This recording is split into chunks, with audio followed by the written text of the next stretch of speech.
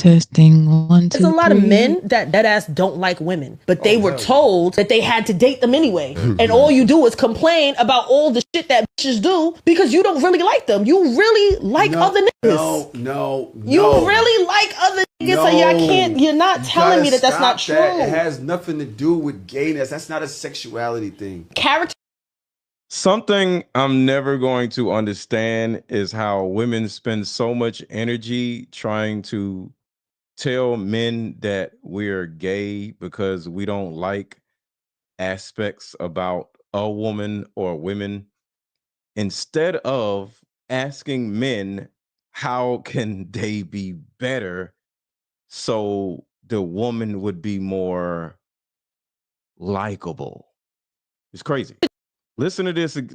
Listen to how mad she is. And I know them, so I'm not mad at them. Like, shout out to Dodge, shout out to Tahoe. There's a lot of men that ass don't like women, but they were told that they had to date them anyway. And all you do is complain about all the shit that bitches do because you don't really like them. You really like other niggas. No. You really like other niggas, so y'all can't. You're not telling me that that's not true. It has nothing to do with gayness. That's not a sexuality thing. Character traits of women bother you. You see, the thing about it is, it's a need to demonize the other person in order to make the woman feel like there's nothing wrong with her. So if men or a man says they don't like women for whatever reason, and we're going to get into that, he must be gay.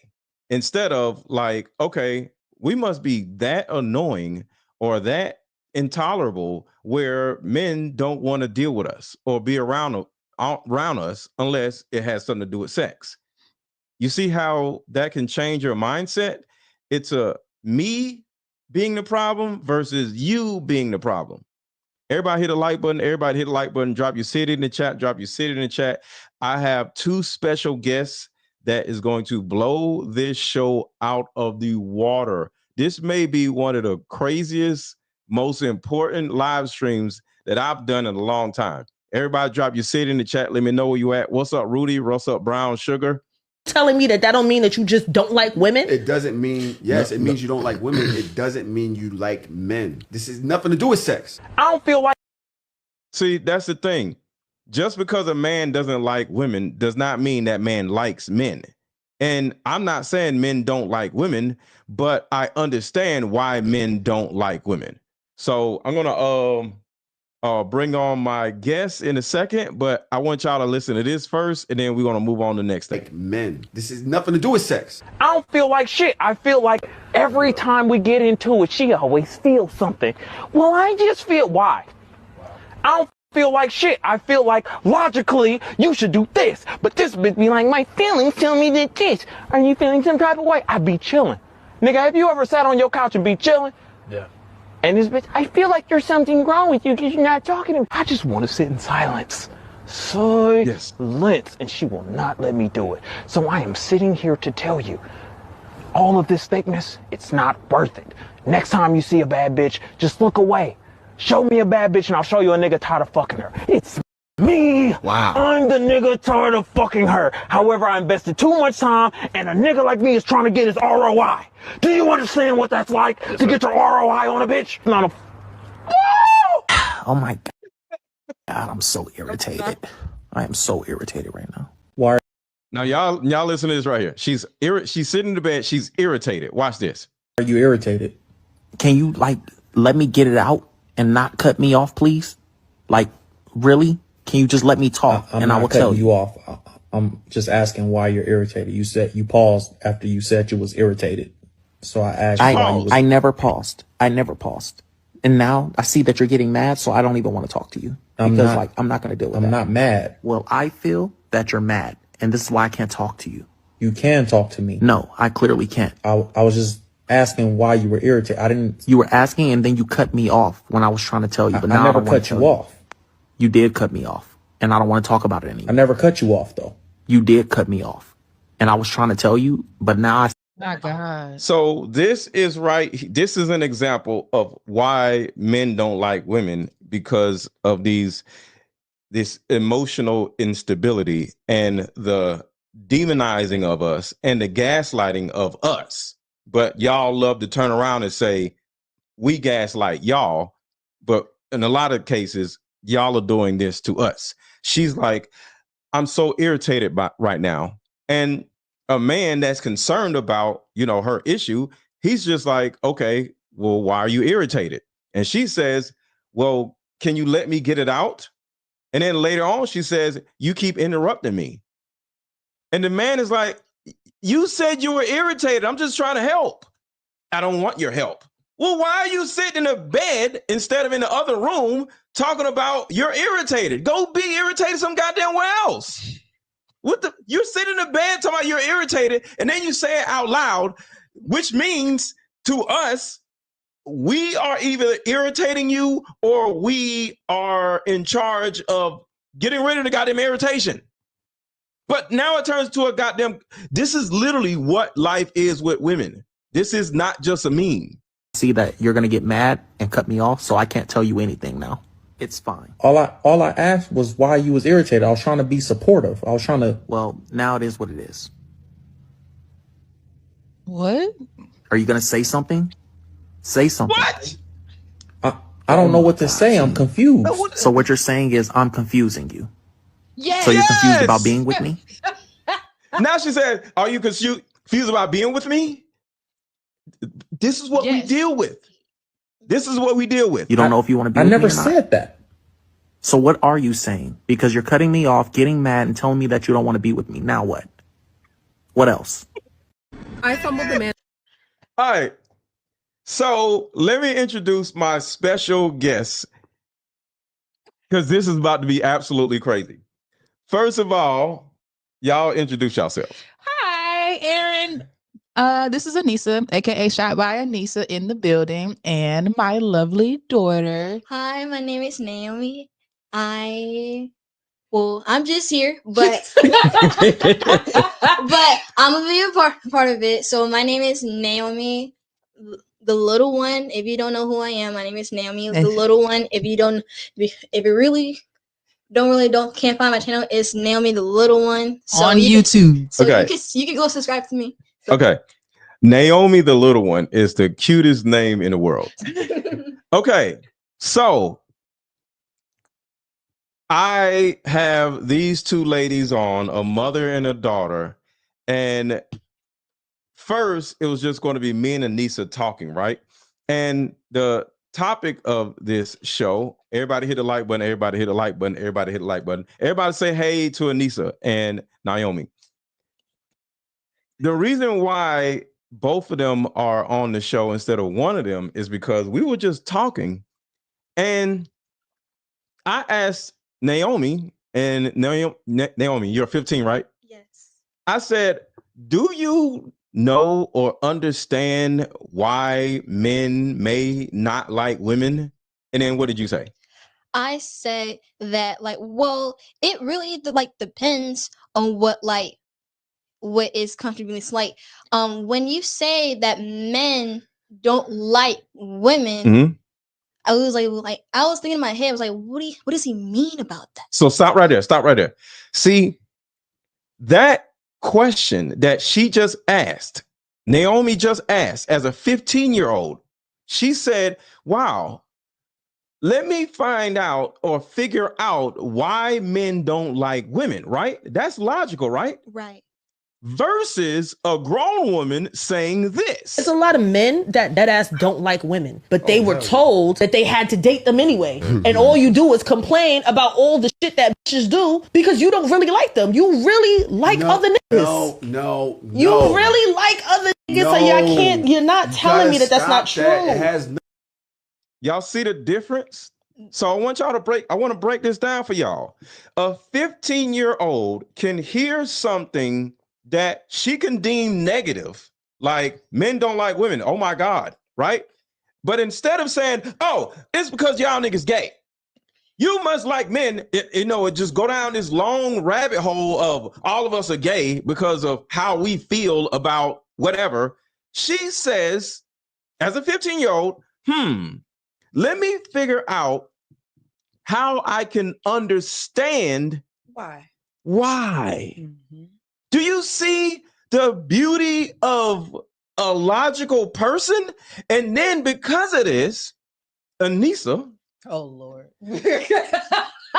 We were talking and I was like, women are children, right? And Nissa's like, oh my God, what do you mean women are children, right? It's the accuracy, because women have more Bible than a man has more Bible than men. They're wilder. They're wilder than yes. men. It's because like in marriage, a woman marrying a man, and then when the role of a woman of being a wife is supposed to clean the house and sit down and be quiet, and cook and clean, feed the children and whatever. So of course they're gonna get frustrated and tired, and they gonna be like in a child era when the wife. So stop right there. Yeah. So what you're saying is, when a woman is tired, she acts like a what?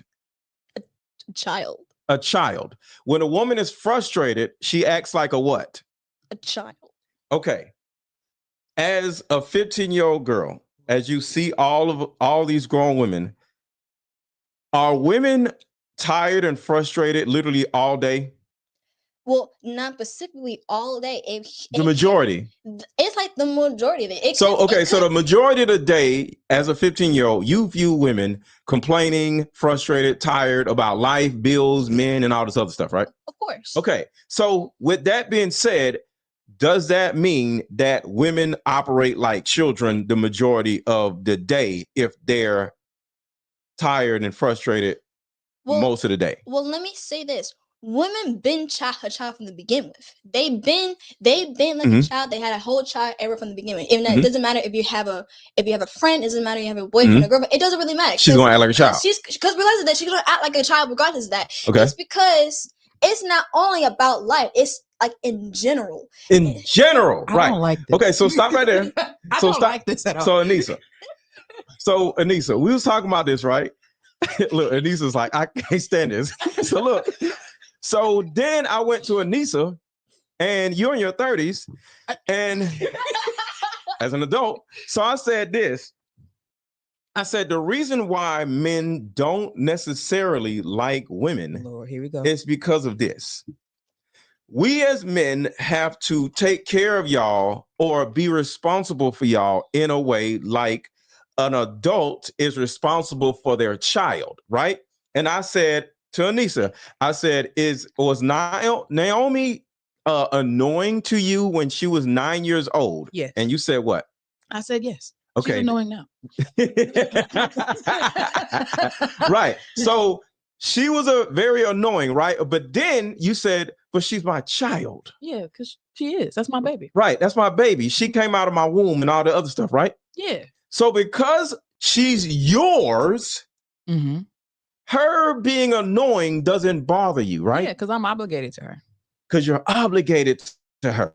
Yeah. I.e., she is responsible for her. Right. Right? So when it comes to a man, we see y'all the same way you see your daughter. That makes sense. Right. So because we see y'all the same way you see your daughter, we tolerate lovingly you being annoying as a woman, right? I can see that. So then, because we didn't get into this, we wanted to hold this for the show.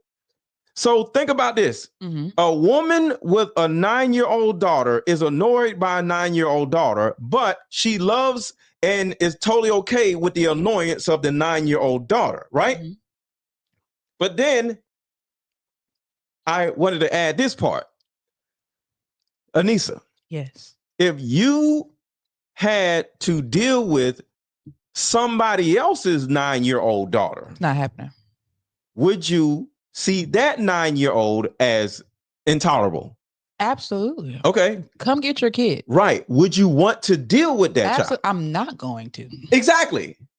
So this right here is a perfect example of why men overall don't like women, because women operate like intolerable children. But if you are my intolerable child, which is my woman, my girl, my wife, my friend, I'm totally okay with you doing dumb shit, saying dumb shit, because to a certain degree, even as a friend, I, in some type of way, capacity, feel responsible for you in a nice way, right? I'm not gonna go pay your bills and nothing like that, but there's a certain amount of, you know what? Let me help her. Right? There's a certain amount of love, right? Right. I agree. So when it comes to that, how is it, Anissa, that if you understand that a woman can see her child as being intolerable, but still tolerate her, but a woman would not tolerate somebody else's child because that child is not yours?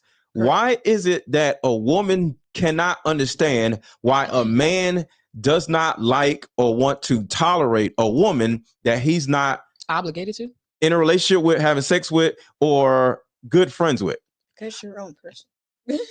I feel that I believe that women want men to be like them way too much. Thank you. Back in the day, we had a thing where boys were from Mars and girls were from Venus. That's always like, we were not meant to, not necessarily coexist, but just co-inhabitate unless we're obligated to each other. Yeah. And I was just having a conversation with the father of my youngest daughters, that they're 11. And I was telling him, I said, would you want a man to treat your girls the way that you're treating them? Because they're going to sit here when they're old enough to get married. They're going to look at a man and compare how you treated them versus how they treat them, and they're going to allow certain things because you're the first example. Because in theory, when a woman is in a relationship, like, she kind of does come like putty in a man's hands. She becomes a man's child. You see what I'm saying? And and that whole giddy, oh, I don't want to use my brain when I'm with my man. Oh, I don't want to, like, that's childlike. Because when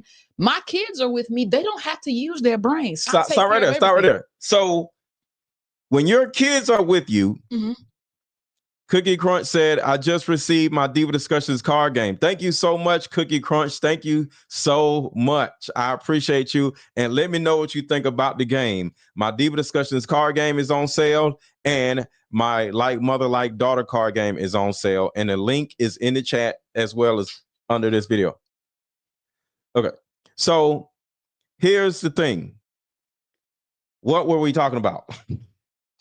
When I'm with my kids. Oh, yeah, when my kids are with me, they don't have to think. When you're with your kids don't have to think. I kind of agree and disagree with that. Okay, hold on one second. When a woman is with me, when we're out, she doesn't have to think. She's just like, la, la, la, la, la, la, la, la, right? And sometimes I literally have to grab the woman and center her in a way, because she'll, like a child, just walk out in the street. Because women are children. So I can literally be at the curve and we can just be, and then she'll just walk and I'll just grab her, not Anissa, just a woman. And I'm like, hey, and she'll, oh, because women have the brain of children, right? And there's nothing wrong with that. So, Naomi, what was you about to say? We about to get deep in this. I'm sorry. Sorry for interrupting you. But I agree and kind of disagree with that. It's because, like, and what you saying, like a woman not using the. And hold on, put a 1 in the chat. Y'all can hear their mic. Put a 1 in the chat. Y'all can hear my mic good. Put a 1 in the chat. Y'all can hear both of our mics good. Because I don't want us to go this deep and come to find out that y'all can't even hear us. So put a 1 in the chat. Y'all can hear us with no problem. We have testing 1 2 3. Testing 1 2 3. Oh. Come on, y'all. Can y'all put a 1 in the chat? Or can y'all not hear us or whatever? Do we have 1? Okay, they hear us. All right, cool. Just make sure. All right, go ahead, Naomi. Okay. The reason why I agree and kind of disagree with that is only because, like, a man, well, a man shouldn't have to deal with a woman at all. They shouldn't. It's now let me explain. It's because, like, they shouldn't have to deal of a woman's problems. They shouldn't have to do that. So there has to be a time where a woman should actually have to use their brains for it, because sometimes there won't be nobody to help her. There won't be nobody to help her. So she's gotta actually like, okay, let me calm down, let me get out my childish era and be more mature. Because a man shouldn't have to deal with you at all. Because if they're gonna have to deal with it, they're gonna have to be more tired and more. They're gonna be frustrated at you. I'm gonna be more frustrated because I gotta deal with her, right? And plus, so worse, leaving that woman, and we're gonna leave her. They don't want nothing to deal with you, right? So, ladies, what's up, Dana? The reason why a lot of us men don't want to be with y'all is literally what Naomi said. We, as men, we have two sides, right? We're like, okay, we want this woman, we want to be with her, we like her, the sex part, all that other stuff, right? But then it's the tolerating of her issues, because it's not just a woman's everyday, erraticness, it's her family issues. Most women have extreme problematic family issues. She don't get along with her mama. She don't get along with her sister. She don't get along with her dad. She don't get along with her coworkers at work. Women overall don't like other women. Women don't get along with other women. So it's not that men don't like women. Nobody likes women.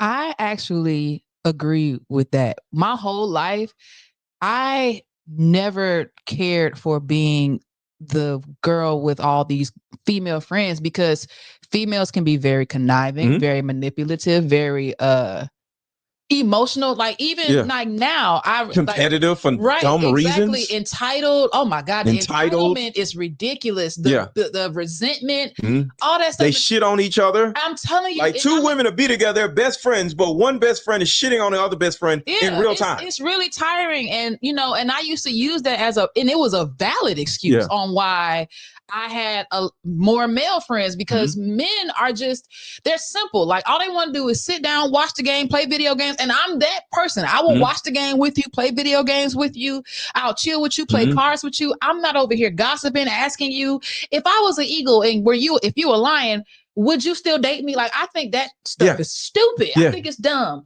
So I mean, I'm still a girl's girl at the end of the day, but it's hard to defend women, especially since I'm a woman, because women do a lot of things that are utterly stupid. Yeah, and then that makes your job as a man more difficult. Right. So Naomi, before you say something, then we got into a conversation before we started this live. I said, women are children, but children operate more like grown women, and women operate more like children. And I looked at y'all, because Naomi, you're 15. And did you agree with that from your perspective as a 15-year-old? Wait, say it again. Grown women act more like children, and children more or less act like grown women. Yes. So from a logical perspective, because this is literally what we were talking about, I was like, we were talking about something. And then in real time, Anissa is looking at me. Anissa was like, what are you talking about? What right? And then literally Naomi was like, well, no, I can understand. And it's logical. And I was like, boom, right there. So do you remember that conversation, Naomi? I remember everything. So like, I remember saying that, like, the reason why I don't like the way that women act is because, like, when it comes down to being a woman and self and having feminine energy, you should always value that energy immediately, because you want to like have somebody to like, for example, you should want a man to regulate you. To regulate you.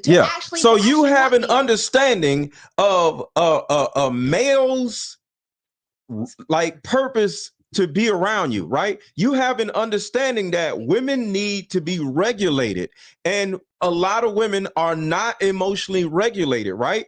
Even as a young girl, right? So you're like, okay, I understand the purpose of men overall.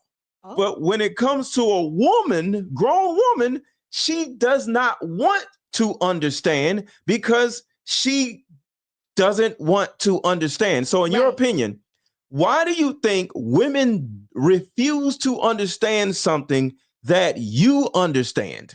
Well, first thing, I have some that I saw in the comments. It's like we have unspeak. It said men hate women because they hate their mothers and blame them for their daddies leaving.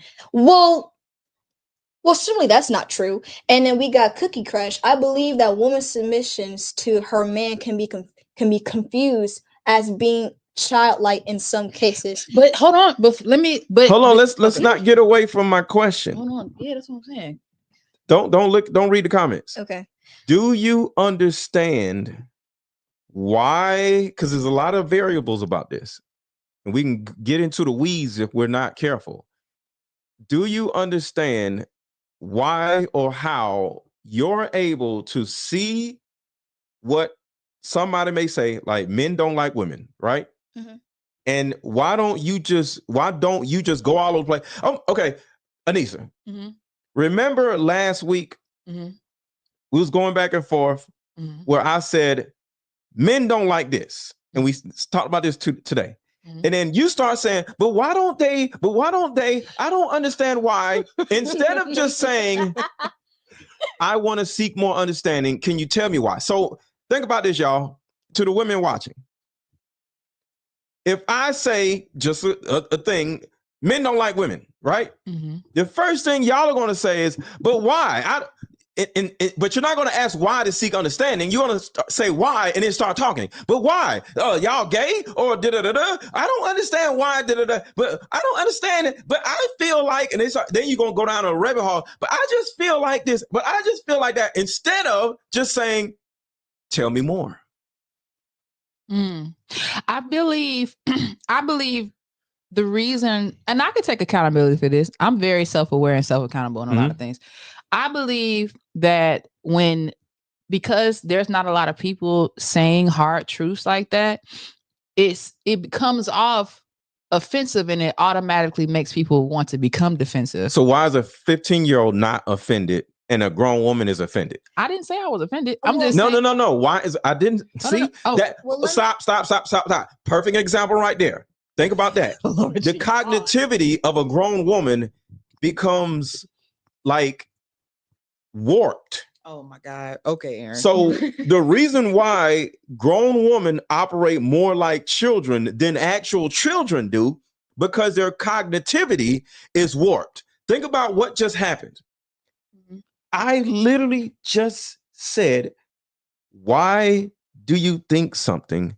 And she tried to argue with me right then and there. I wasn't arguing with you. I just internalized it. You internalized it instead of just looking at something as something, right?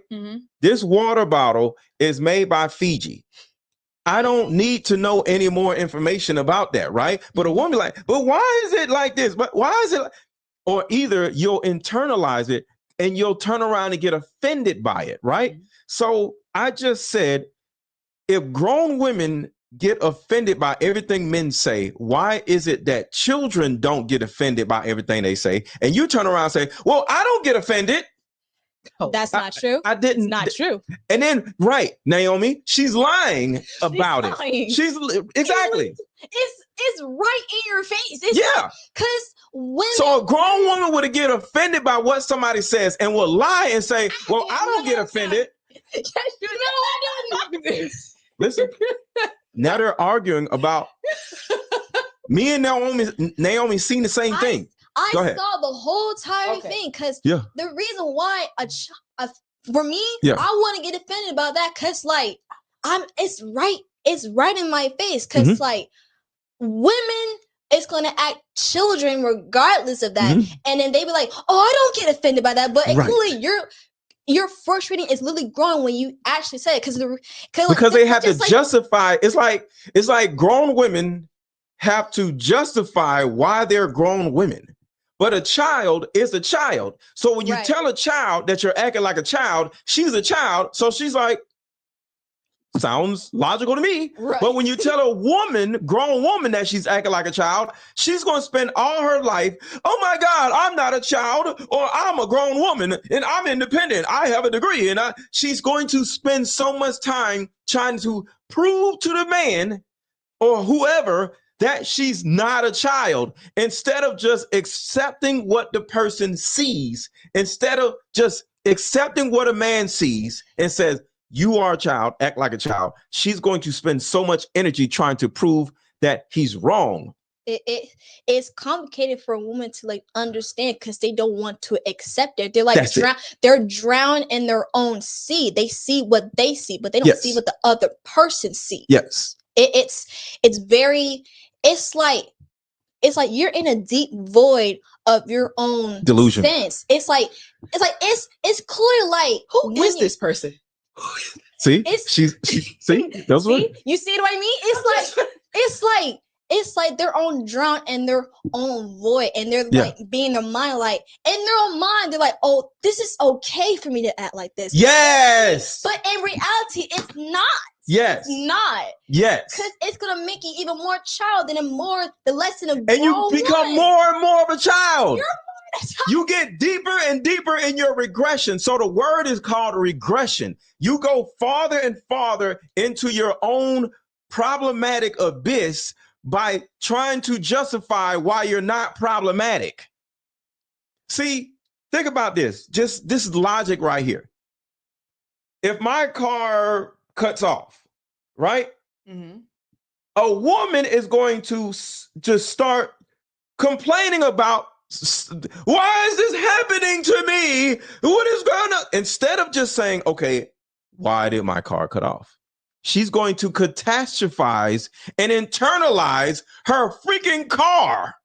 Like it's a damn car. Like the car has its own problems. But she's going to make the car her problem instead of looking at the car as having a problem. What is the problem? The battery, the alternator, doesn't have gas. She's going to make the car her problem. Like, oh my God, what else can happen? Ma'am, the car has its own set of problems. Focus on the car's problems instead of internalizing the car having problems. I can take accountability and say I heard a good quote that said, when you realize that life is not happening to you but for you, you will be able to absorb. Or life is happening with you. That's even good one too. I've never heard it like that. See, ladies, and I don't want to interrupt you. Yeah. I just want to point this out. Life is not happening to you. Life is happening with you. If you die today, the world is going to keep going because you're moving parallel with the world. You're moving parallel with life. So life, it might push you out of the way because you're in the way because you're doing something stupid. But overall, life is happening with you. So just just move with life instead of crying, because the second you start complaining about life is going to push your ass out of the way. But go ahead, Anissa. Hold on, Anissa. No, I was just saying, I feel like a lot of times women internalize everything. Like they and I believe we get it honestly. I believe that the next step after we internalizing it is then to be able to take a look at ourselves externally and figure out what's the next move to react properly. And I feel like that's not what people do. I feel like here's the problem though. Mm-hmm. The reason why it's difficult for a woman to look at things externally is because she doesn't love herself. See, women don't even like looking in the mirror. Like women don't like, that's why women wear wigs and eyelashes and all this shit, because they don't like how they look. They don't like how they look. So women don't want to ever look in a mirror. And sometimes the mirror is just simply self-reflection. So women have a problem reflecting on anything, whether it's a mirror or just thinking intuitively saying, okay, maybe I'm the problem. Because guess what? You already hate yourself. So what women spend so much energy doing is searching for confirmation that she's not stupid, not problematic, not emotionally unstable. So she runs around trying to find evidence that she's not what she thinks and feels she is. Hold on.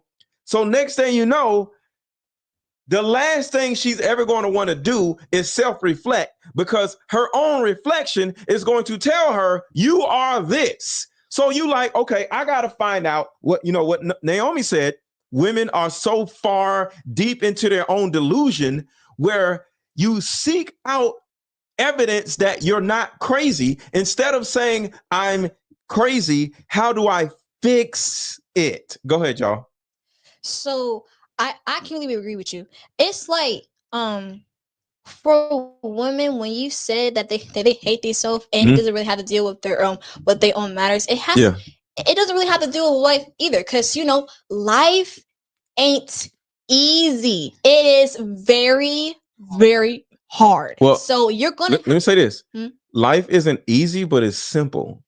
Life is very simple, but women complicate their lives in order to justify why their lives suck. Right. Let me say that one more time.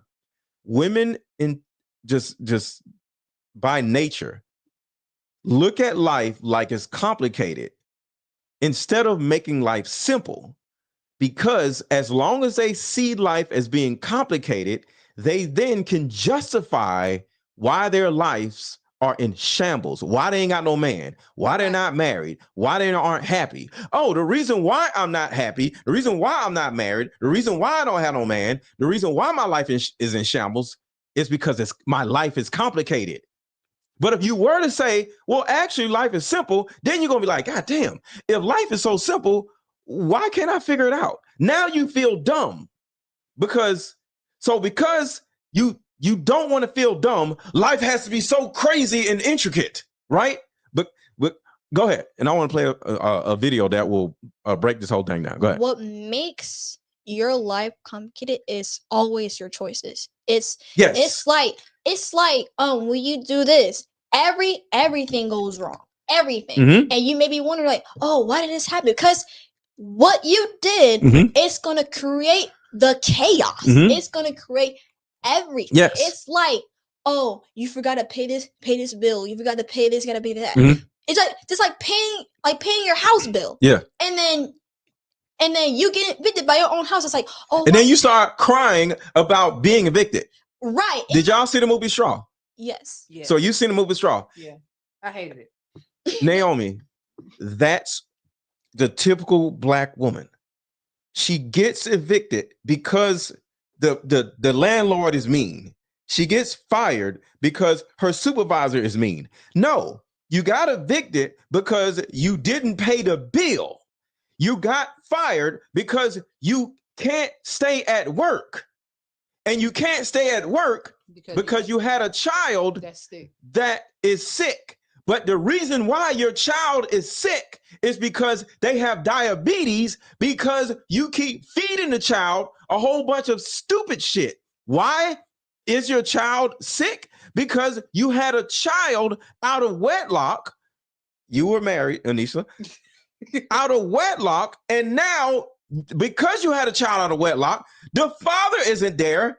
So the child is sick. You lost your job. You got evicted, all because you made the first bad choice in a man and you didn't get married. And then you didn't put your child in a scenario where the child can flourish. But so in other words, if you go all the way back to the beginning, before the child was here, if you would have picked a better man, listened to your daddy and said, that man isn't good for you, and required the man to marry you before y'all had a kid so he can prove to you that he actually does want to be with you, the child in the movie Straw would not have died, would not have had diabetes, would not have been sick all the time.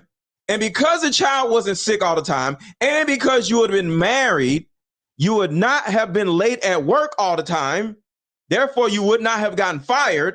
And because you would not have gotten fired, you would not have gotten put out of your house and evicted. And if you would not have gotten evicted, you would not have went into the bank and tried to rob the shit because you were so upset. She was trying to cash a check, but I got you. With a gun. Think about that. And this is another problem. You women. Oh, Lord. Here we go. This woman literally has a gun in a bank, tapping on the check with the gun. Hey, I just need you to cash this check. She's so incoherent. She doesn't realize gun, bank, and asking for money means robbing it. Yeah. Do you realize how many women got mad at me because I said in the video she was robbing a bank? And just like you, Anissa, because women have this delusional way of thinking. Here we go. You can't understand how having a gun in your hand and waving it around in a bank does not mean you're robbing it. They were like, she was just trying to cash her check. No, she was robbing a bank.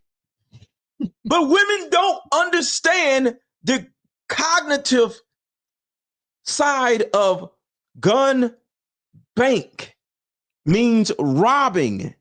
Nobody cares that you're saying, please cash this check. No, you have a gun inside of a bank.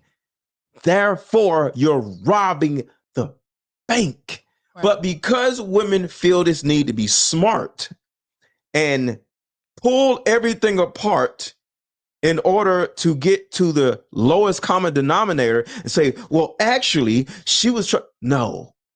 And that is the reason why women think life is so complicated, because they see something more than what it is instead of saying gun, bank, rob. Not good.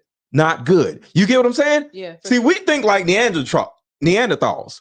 Gun, bank, rob, not good. Women be like, well, no, actually, she was frustrated because a narcissist fired her. And then you get what I'm saying? That's not the thing.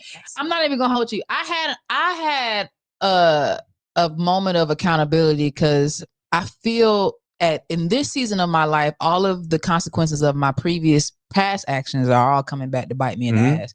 And I was just mad for a minute, like for months. And I was like taking out on my kids. I was just always frustrated.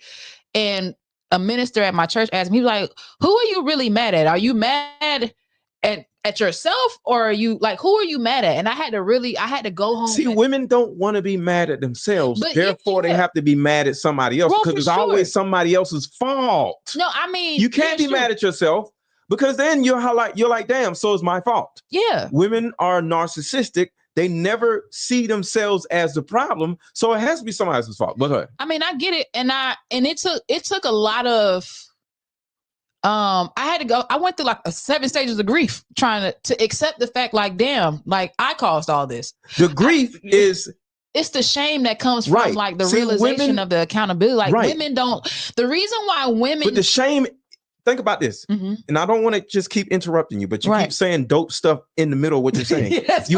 You use the word grief, grieving, which means death, right?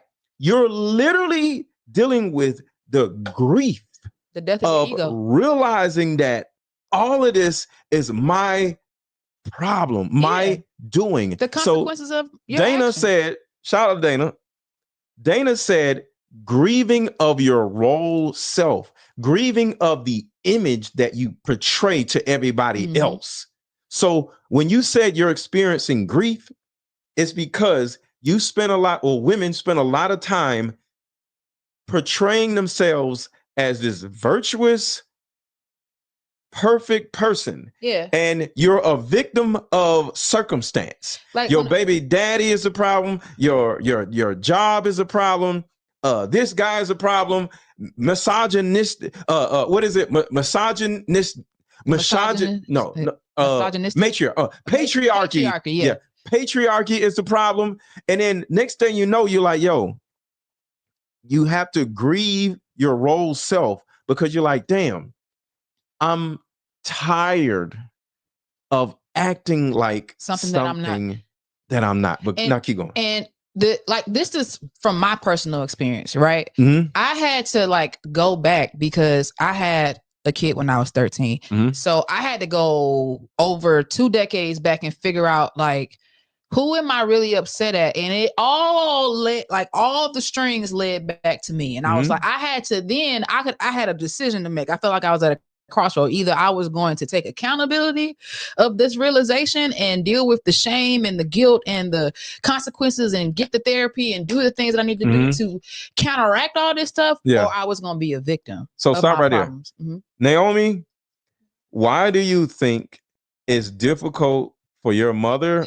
and or women to deal with this simple concept of all of this is my fault and all the strings lead back to me? It's well, here's a little breakdown. So, and don't tell me how, because women are this. How do you feel about that as a female in your cognitive mind versus their cognitive mind? Why is it that, why don't you think like them is the question.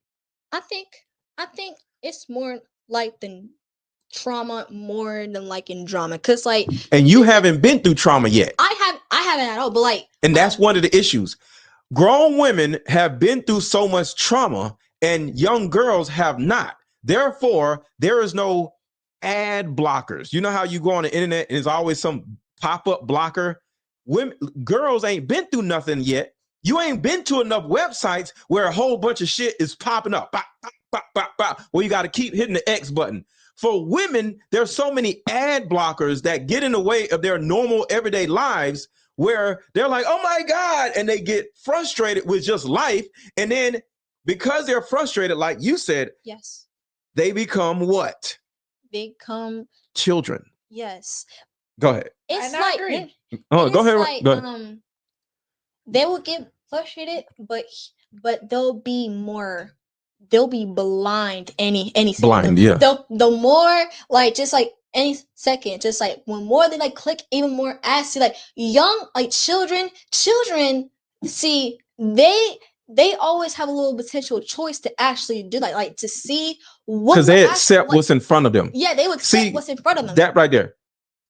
Grown women have a problem accepting what's happening in front of them or accepting what happened to them in their past. Children, they don't have nothing in their past because they're children. Right. So they see life for exactly what it is. You know how a little child might say, you're fat. You're like, don't say that. The child don't even know why they don't need to say that. But a woman knows why you can't say that. Because it's rude. Because it's rude. He could punch you in the face. You know, the man could be sad, you know what I'm saying, or whatever. The man could be offended. But a child is like, huh? He's fat, mommy. You get what I'm saying? So the thing about it is, and I'm not saying women should do anything. I'm just doing this live stream, or we're doing this live stream to let women understand that there's something blocking your everyday like cognitive bias, because women don't want to. What's attached to accountability is a shame. The very why? Because I don't wait. I don't agree with that. Naomi, do you feel shame? No. So if she doesn't feel shame, why do you feel shame?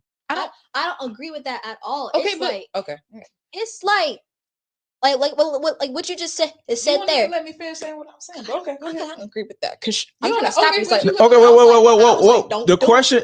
Okay, the question is, Naomi, why don't you feel shame, and your mother feels shame? Because at the end of the day, I'm a child and I'm gonna see what I'm going to see. I'm like, you accept it. I'm going to accept it regardless of that, because regardless of that, at the end of the day, I'm going to be a child.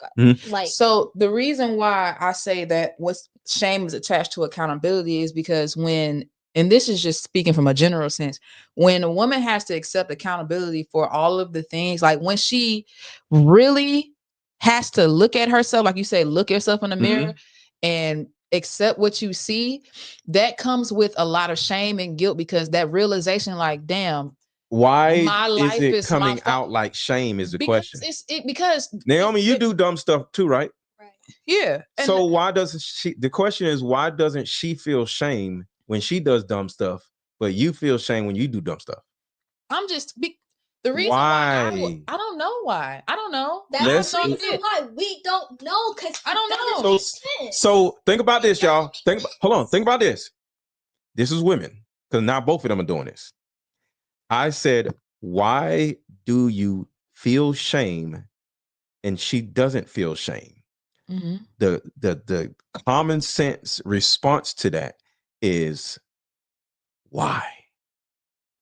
I mean, I know why I felt the way I felt. Okay, I asked you why, and you said I don't know why. About in a general sense. I'm saying, like, for me, it's because I then realized, like, dang, my life is messed up because of me, and I was ashamed of myself. But why do you feel shame? Think about what I'm saying. Okay. I didn't say why did you do the things. Okay. Why do you feel shameful of the things? I mean, to be honest with you, because I believe that I should have done better. I should have made better choices. And that's a hard pill to swallow. What does that mean? I should have done better. I don't think I should have done better.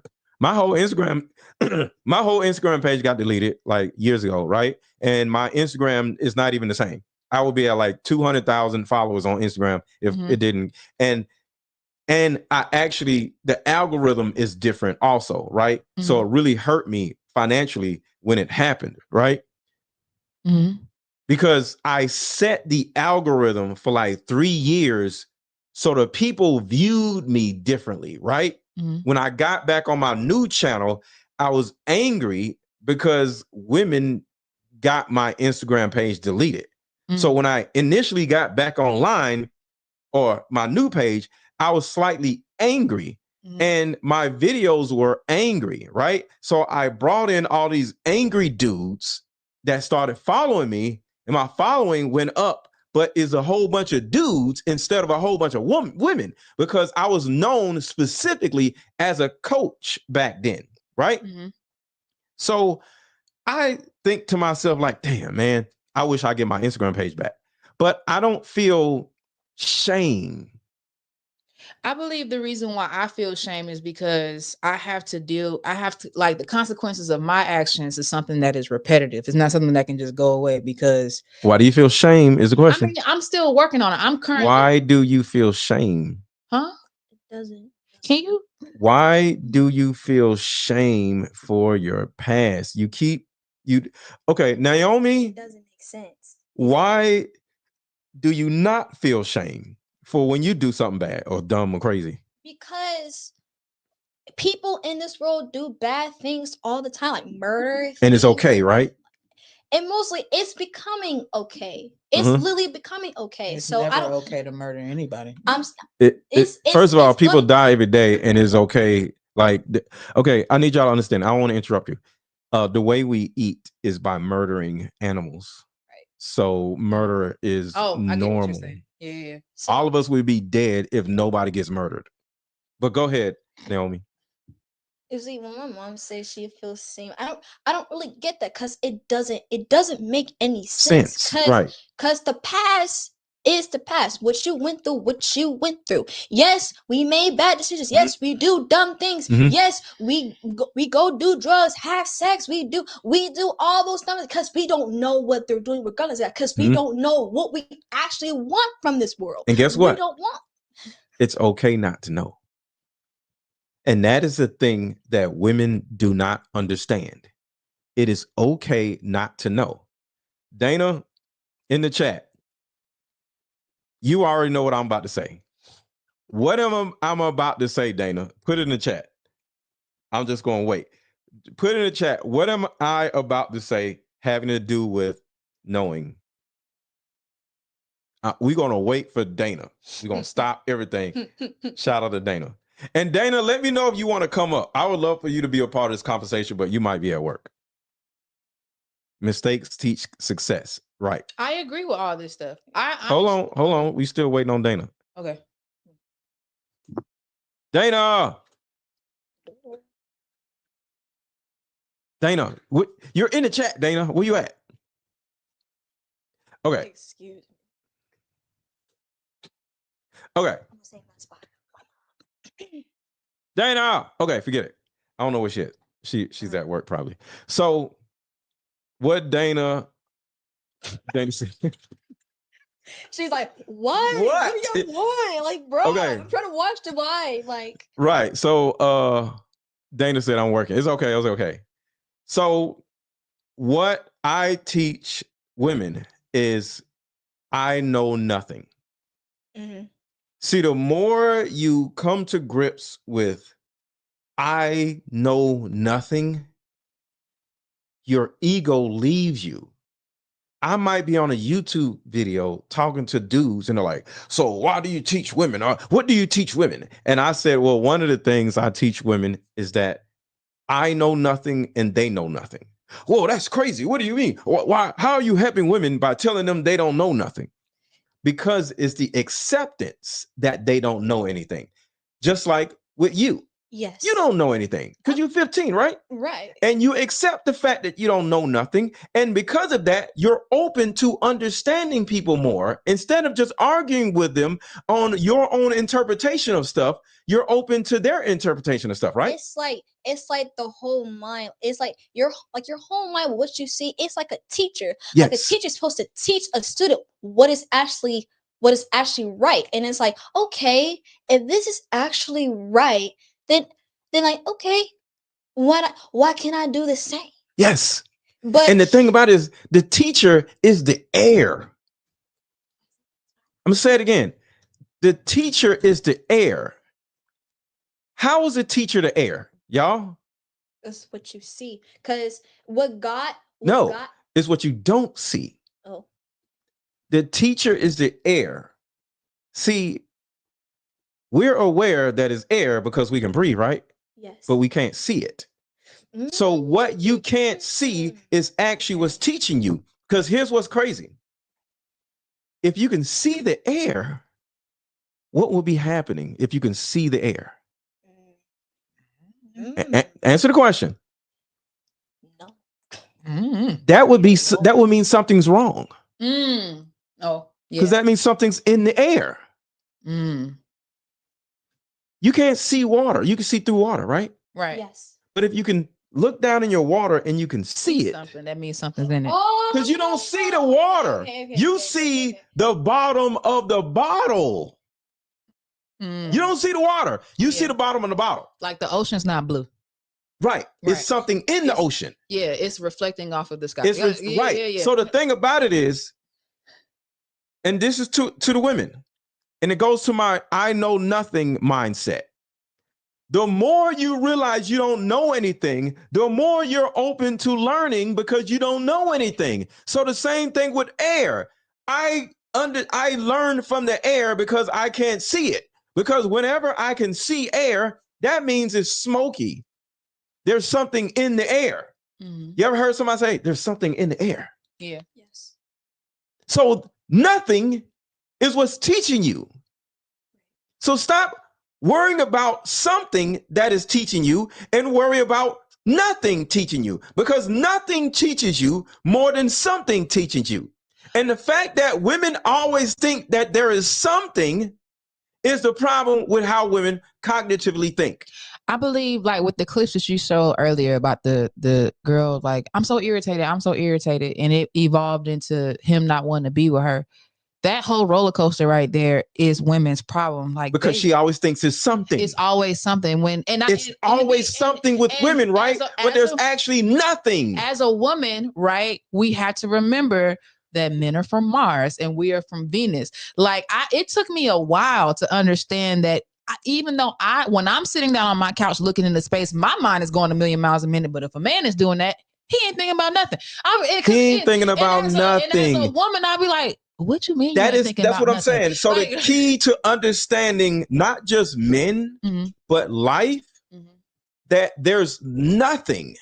I just feel, and nothingness is important. There's something. There's a Chinese word called mu shin or mu shin, and it actually means nothing, brainless, mindless, right? Yeah. And people love to teach women mindfulness, but I teach women mindlessness, because, like with a memory card, the more valuable a memory card is when there's nothing on it. That's true. But when there's a whole bunch of shit on it, you can't even use the shit, right? Nothing. Yeah. So the most valuable woman, the most valuable man is, well, woman in particular, not man, because women seek knowledge from men. So men have to have something on his memory card. But the most valuable woman is the woman that don't know shit. I can agree. Because now a man can sit back and expose what he has going on with her, and she's like, oh wow, that's awesome, that's crazy, that's amazing. One of the Tell me things more. that Go ahead. one of the things that me and Sarah talked about in our femininity book is that it's better for women to be interested and not interesting. Yes, men are supposed to be interesting. You see what I'm saying? And because of the fact that a man wants to feel like he can do something. What's the word you saying? That woman has to want something that's bigger and better? I forgot the word. They want the man. Women are hypergamous. Hypergamous. Yeah, we have to be interesting. Right. We have to have utility about us. Right. It has to be so. You gotta have motion. We have to have some type of motion on the last because show. we're the train and you're the person getting on the train. Right. And it's just like, but if you operate like the train, you're not a train. And so you're gonna fall off the tracks. Right. And that's why men don't care about how much money I make. Men don't care about the type of career I'm in and how powerful I am in my career, because at this point, I'm the man just as much as he is. It's just like, what value can I give her if she only sees so much value in herself? Like, what can she learn from me? How can I lead her? It seems like she got her life all totally together. Not saying that a woman has to have her life together to be worthy enough to have a man, but it's just like, if you're just talking about your accomplishments and, oh, I can do this, I can do this. Oh yeah, I did that too. It's like, men don't want to deal with that. But this is the reason why we don't even want women to talk. Because what you say doesn't matter. And women want to matter so much, right? Mm-hmm. So Naomi, why do you think women feel this need to want to matter? Or do you think that's a thing that is a good thing? Well, I don't think for me, I don't think it's really a good thing for all. So repeat. Why do you think women feel this need to matter? Well, for women to need to matter, because the reason why women need to matter, because they're gonna feel like they need somebody to help them to understand, to feel the confidence grow inside of them, to feel like they're actually matter. Why is the question? Why do they need to have this feeling? Why don't they just attach themselves to a man and just sit down? It's because, why do they have to matter? It's because they want because they want something in life that doesn't really matter. But hold on, wait. Exactly. You see that? Her mama was about to jump in. Like, what? Let her finish. The reason why I say that women need something that matters, because they're gonna find something. To the mic. Find something that get close to the mic. They're gonna find something that they don't matter, but the man is gonna make it matter. Because so a man makes things matter. Well, for me, yes, because women can't actually think naturally, because they have. Let me explain. Anisha is looking at her like, excuse me, women can't think. That's what I'm saying. It's important for a man to think naturally for her. That's the reason why we got strippers, we got prostitutes. Whoa! Because at the end of the day, when you get to your 20s, 30s, 40s, at the end you're of the stupid. Day, a woman, and you're like, I'm just gonna sell my butt, right? Because that's all I can. Naturally, it's like they're gonna here's the thing, a man is a sourcer of the matter, so which means they provide. He is a source, right? That matter, but at the end of the day, stop right there. She can't do nothing, right? Exactly. There's a woman in the chat right now. This is making my head hurt. There's a woman in the chat right now, and welcome to the woman that's in the chat. I'm not even gonna She was in my chat yesterday, or the day before yesterday, saying, she literally said this dumb shit. She said, because of technology, women no longer need men. What? Who said that? And I was just like, that is the dumbest thing I ever heard in my life, because who the hell you thought invented the goddamn technology? Men, right? And then I went farther and I said, not only do men make the technology, so you still need a man made you. Like, you wouldn't be here if it wasn't for a man. You came out of a man's, cover your ears. You came out of a man's balls. So it's like, How dare you say you don't need a man, and a man is the reason why you're on this goddamn earth? Here's the thing. I don't agree with women that say that they need a man. I need my men. I love men. We need y'all. Don't listen to these women who sit there and tell you in your face that they don't need you. The reason why women will sit here and try to make themselves to look interesting is because they have bought into the what is it called? The feminism narrative that we can do all things that men can do too. So y'all end up feeling this need to compete with us. Feeling a need to be equal to a man, and women are not equal. We are not equal. Like that's not even possible. It's not possible. For we have different bone densities. You're stronger than me. Even if I was heavier than you, you're stronger than me. Yeah. I can't get on the front lines and battle in the army. I can't do like men. Yeah. There are just certain things that men can do that women cannot, and I accept that. I don't want to do the things that men want to do, and I will never understand that whole anything you can do, I can do better. So stop right there. I want to play this video real quick. Y'all listen to this. Reality is optional. They decide what reality. So y'all listen to this. Hold on, y'all. I can hear everything y'all saying. So listen to this, including the zipper. So listen to this. For them, reality is optional. They decide what reality is based on how they feel. So if I feel that you're disrespectful, well, I want her to hear this too. Okay, come on, Naomi. Okay, so everybody, y'all listen to this. For them, reality is optional. They decide what reality is based on how they feel. So if I feel that you're disrespecting me, you don't love me, that's a fact for the emotionally immature person. They're not objective at all. And there's no taking them off that. There's no changing their minds. No, because they deny, dismiss, or distort any information they don't want to hear.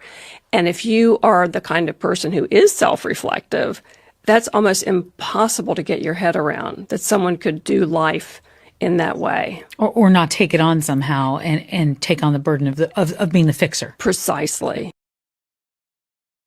So what do y'all hear when y'all heard that, or y'all want me to play it again? I hear that she's talking about emotionally immature women who would rather sit in their delusion than to sit and reflect and process. And those who are self-reflective, it's hard to understand the mind of a delusional woman because our minds just can't. Because you're delusional. Yeah. So like, this is another thing that women turn around and do. They don't realize that they're delusional. And they say, oh, these women are delusional, right? But they're delusional too. But the fact that you don't even realize that you're delusional along with the delusional women makes you delusional. Naomi? Yeah. One thing about women and women, a woman will always think that men are equal with them. It's because they'll be a victim of men, but think they're equal to men all at the same time. Yes, it's like, which is crazy. No, let me explain this. Let me break it down. It's because it's what they see. It's what they actually seeing through the man. It's like. Ooh, wait, what? No. That was profound. It was like that's my child, y'all. It's like it's like what you see through a man. We see through the man physically, mentally, and emotionally. It's even like, okay, because we regulate women. Because it's like similar to what we actually see as a child. So let me say this, for example, of a delusional woman, of seeing a man, saying, oh, I got love for you. And then a woman's going to go to their friends and be like, oh, this man loves me. This man loves me. And da-da-da-da. It was like, and then she interprets everything improperly. Right. And what they see, they're going to see through the man. It's like, no, I got love for you. I don't actually love you. So let me make sure I'm understanding you. Seeing through the man, using your example, is when he says, I have love for you, and seeing him for what it is and accepting what he's saying. But no, we see through him and saying, oh, he loves us. He in love. And that's off. It's because that man say, I got love for you. Yeah. Actually saying I love you. I can tell a woman I love her, but that don't mean I want to be with her. So let me add to what you're saying, because you're saying it in a profound way, seeing through the man. You're saying you see you're seeing past the man because you're just going to take what you want from what he's saying and make it yours. So I see what you're saying. So this is the actual thought process of a man. When a man says I love you, he's just saying I love you. Yes. He loves his homeboys. He loves his dog. But that does not mean he wants to be with the woman. Right? It just means he loves her. And there's nothing else attached to that by just saying it. So let me play this video real quick. What the? Oh, here it is right here. All right. Y'all listen to this. You're not recognizing the order of things of how it works for a woman. A woman, something happens. So shout out to tonight's conversation. Y'all listen to That's the problem with a lot of men, because you're not recognizing the order of things of how it works for a woman. A woman, something happens, some offense happens, right? Now she's triggered. She has an option to either react or she can respond. If she's regulated after the offense is made, she would share, baby, I'm feeling insecure. If she's not regulated after the offense is made, she says, Negro, you ain't paying me no attention. You over here looking at Becky at Walmart, this, that, whatever it may be. So but that goes back to language, though. Yes, absolutely. If you don't have the language to articulate yourself, we ain't gonna never get nowhere. What she's actually saying is there's a biological thing that happens with men and women, but women are a little bit more dysregulated. The amygdala actually is a part of your brain, and there's a prefrontal cortex part of your brain. Your amygdala actually shuts off your prefrontal cortex, so you no longer are logical. So women in particular are no longer logical for a certain amount of time. So when you turn around and start hitting her with logic, her prefrontal cortex is shut off. Shit like that. I'm hitting the basement, I'm hitting the blunt. I don't get like that. Most women can't articulate because they're trying to articulate emotion, and most women haven't taken the time to do inventory of self to even understand. Most people shouldn't even be in. Now, keep in mind, she says most women can't articulate their emotions, which is true. Relationships, to be honest, because most people are not emotionally regulated enough. Look, bro, there is a well-roundedness to man that you have to have before you can get in these relationships. But, fellas, now if I'm talking to you, there's also a well-roundedness you should expect from your woman. True. That involves emotional regulation. Agreed. That involves accountability. That involves self-awareness. There's a ton of things you should look out for. All I'm saying is this won't be a conversation if you can do it for yourself. It's simply two people wanting to be acknowledged, wanting to plead their case at the same time. Yeah. But I believe in, especially as a man, because we talk about, masculinity, as a man, never be the first victim. That's the number one thing is important. I actually really like that. So if me and Mike or me and you are having an issue, right? I have a problem. That means I'm a victim of something, and then you are a victim of something. Okay. I'm going to let you speak first and hear your victimhood first, and then I'll be the second victim. Absolutely. So the thing about it is, as men, we have to hold that space for the woman and hold that hierarchy and say, you know what, I'm going to put my issue to the side, and I'm going to let her be the first victim. But at the same time, to your point and your point, you're going to hear me too, goddammit. Absolutely. Yes. It's really important for women to take accountability with their feelings. There's nothing wrong with expressing how you feel. Baby, I feel insecure. Or damn, baby, I don't really feel seen right now. Or damn, am I not as attractive as I used to be? And that's the problem. Women can't even do that because they're so stuck in their role self where they can't even be vulnerable and say, I feel like this, because you are afraid that I'm going to judge you for feeling like that. Right. There's also another caveat to it. There's also women who know how to be able to self-regulate and be like, hey, we're in a argument right now. We're not agreeing. Let's dissipate for a second and calm down and come back to this later. And the man will chase a woman and make her talk. Because I've known this from experience. So it's like well, the thing about it is, why does somebody have to leave? Why don't you just take turns? Not leave, like leave. No. What do you mean? They usually leave. They leave out the room, leave out the house. Why can't one person say, hey, I have this problem, and the other person stop talking, and the other person says, okay, I have this problem? It's a lack of respect for the other person. So let's keep going. Like, without saying, Negro, you did this, you did that, you did, like, that's the problem, because women are over here blaming and accusing a man of something that he doesn't even feel in his own heart. That's why men oftentimes feel crazy. But a man that loves you, especially a masculine man that loves you, wants to solve a problem. Is it possible that women happen to experience more bands of emotion? Whereas, like, if we, but, right, okay, we can discuss it, but if like, we got 4, 5, 6 emotions, she got about 48 of them, right? You know what I'm saying? So, like, is that why sometimes we don't really understand the severity of something like this? Because it doesn't register and trigger one of our emotions, but it does to her. A lot of women, they don't know how to articulate. That's one thing. So your range of emotions come out to us as blah, blah, blah, blah, blah, blah. Yes. And the articulation of the emotion. So one, you have to stop, well, as a woman, you have to stop interpreting something as something that isn't happening. I agree. And then two, if you do interpret it wrong, at least articulate how you feel correctly. You either have to interpret correctly or you have to articulate correctly. That's good. One of the two has to happen. I agree. I want to say something. Mhm. In that. So, like, Get close to the mic. So one thing about men, not men, women. One thing I think women should do when they're going through a hard time doing something like what they actually did. A woman should actually take it. Take what? Take what they take what's coming like for them. Like for example.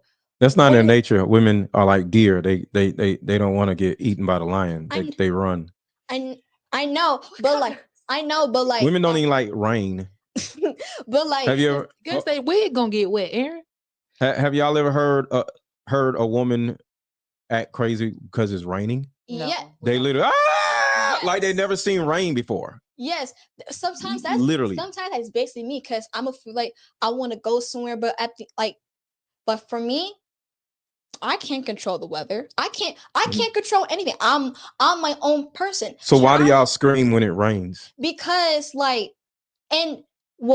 for women, they're gonna feel like they have something to do, and they're gonna feel like they can't do it. And the rain, because the rain stops them. Right. So this keeping them from looking cute because their hair is wet. No, it's not even. No, that's not even looking cute. It's not even that. It's not that. No. So the thing about it is, women naturally feel victimized by every single aspect of the world. Right. So she always feels like something or somebody is keeping her from being happy. Her relationship. I left my husband because I wasn't happy. She's about to go to this nice place and it starts raining. She's a victim of the fucking rain. Excuse me. She's a victim of the rain, right? So women are they choose to be victims of every aspect of life. And that's the bad They thing. get a flat tire. They're a victim of the tire instead of realizing that I should have changed my tires when the place told me to change my tires. But when she was at the tire shop, what was she doing at the tire shop, Anissa? She was a victim of the tire shop. They said you need tires. And what did she say, Anissa? It was why? Or I need my tire fixed. Or No. When you're at the tire shop, she turns around and says, you're trying to take advantage of me. You're trying to take advantage of a woman. I came here to get my oil change, and you're trying to take advantage of me, telling me I need tires. So next thing you know, she is on the side of the road being a victim of her tire going flat.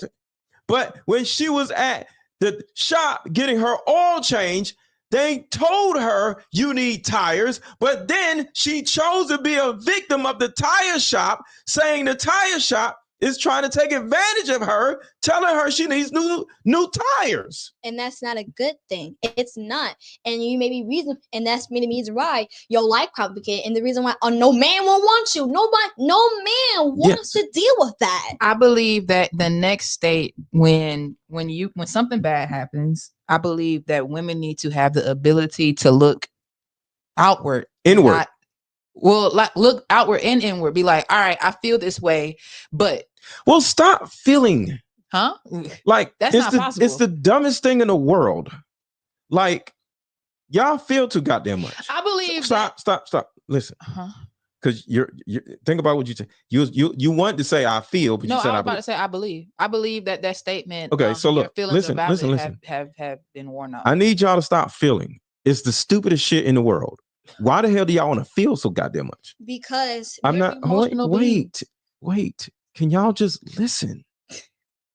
See, a second somebody say feel, y'all start wanting to talk. I don't feel. I experience. Explain the difference. Feeling is a response. Okay. It's an adverse reaction to something. Okay. I agree. Experiencing is enjoying. Mm-hmm. So I want to say this to all of you women. Stop feeling because it's stupid. Start experiencing instead of feeling, because feeling provokes an emotion. And in a lot of cases, your emotions are all over the goddamn place. So the emotion that the feeling or the thing provokes is going to be a negative feeling, because guess what? You are so predisposed to feeling negatively due to the fact that you feel the need to be a victim of every aspect of life, where your default setting, default response is going to be a negative feeling. Therefore, stop feeling. Start experiencing. I don't feel shit. Right now, I'm experiencing y'all. I'm experiencing this show, and I'm having a good time. Mm-hmm. Right? Mm-hmm. Say somebody in the chat says, this show is trash, this is that, or you're a narcissist, or you're dumb, or whatever, right? Mm-hmm. I'm going to experience that comment. And I'm going to go and say, why do you think that? And I'm going to have a conversation with that commenter instead of feeling and getting offended. The comment and be like, I'm offended. What? You don't like? Well, get out of here. I'm going to block you. No. Mm-hmm. Do you see the difference between feeling something and experiencing something? Experiencing does not provoke an emotion. I get it. And the reason why women have a hard time to do that is because women are created to be emotional beings. You're not created to be shit. Y'all are created to sit down and shut up. That's not true. That is true. Agree with it. That is true. Mm-hmm. If Eve would have sat down and shut the hell up, we would be walking around naked and all the animals we wouldn't have to eat animals. Which is eat grass and shit. Because we'll be walking around naked and having babies happy. I believe. But no, because she felt, she ate the apple. Her job, she was not created to walk around doing stupid shit.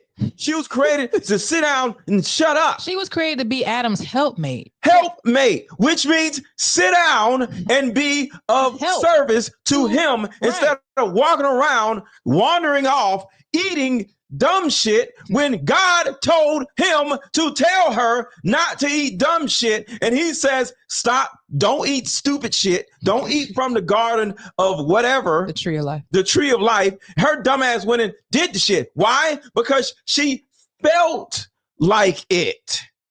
Stop feeling. Adam was experiencing the garden. He was experiencing the animals. He was experiencing God. And here come Eve, dumbass, feeling everything. And it literally ruined the earth. Because at the end of the day, she started catastrophizing everything and instead of just experiencing life. I believe that women have their roles and men have their roles. I believe that men are the head and women are the neck. I believe that women do need to sit down and shut up for a lot of the reasons. And there's nothing wrong with sitting down and shutting up. Right. I believe. No, I've just said that's not what we're all meant to do. I'm not saying that's what we're supposed to do all day, every day. And I'm not. There's an aspect of sitting down and shutting up. I'm not saying women are not supposed to talk. Yeah, that's not what he's saying. Right. I use an example. Like last time we did our show, I told you I was in the NFAC, right? Right. And I said, do you think I was walking around talking and doing selfies and all this other stuff? Mm-hmm. And what did you say? What did I say? I was saying. I said, do you think I was walking around talking? Oh, no, absolutely not. I sat down and shut up. Yeah, for right? sure. Yeah. So as a man, we know how to sit down and shut up. Mm-hmm. So we know how to sit down and shut up without getting offended by the thought process of sitting down and shutting up. Why does it offend y'all when we tell y'all to sit down and shut up when we know how to sit down and shut up? Because they don't want to do it. They don't want to do it. That's it.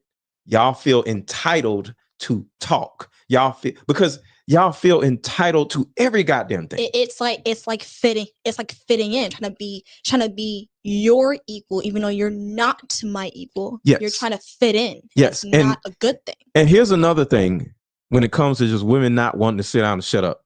Women feel is another thing. Y'all feel too goddamn much. Imagine experiencing a swimming pool, right? It's a hot day and you go swimming. Are you talking? No. Why? Because I'm enjoying my. Because you're enjoying the swimming pool, right? Right. You get what I'm saying? So experiencing isn't talking. Mm-hmm. But It's for whatever absorbing. reason, Mm-hmm. women have grown antenna like bugs where y'all need to talk in order to experience, right? And I said this before, and I don't want y'all to get offended because there's a 15-year-old girl here, and I don't want to say anything that's offensive to her. I don't get offended. I said women operate like bats. What? Bats are blind. And I personally think women are blind. To what? Their own delusion? No, literally. I literally believe that women are blind. You know how other animals or whatever, they can't see colors and stuff? Yeah. I personally think from a cognitive standpoint, women are blind. I don't think women can actually see. And I'm gonna give y'all some examples. And I'm gonna stay with the bat part, but think about this. If I go to a Target or a clothing store with y'all, right? And you see a cute outfit, what is the first thing you're gonna do? I'm gonna be like, oh, I like this. Let me see how much it costs. What are you gonna do to the thing? What do you mean to the thing? I'm gonna try it on? You're gonna touch it. Oh yeah, I'm gonna touch it. Yeah, for sure. Why do you have to touch it? Answer the question. Why you gotta touch it? You're not even gonna see how much it is. You're going to touch it. I've never broken down shopping experiences like you're this. Going to be like, oh my God. You're going to touch it because you're blind. Mm-hmm. You can't see. So you have to touch it.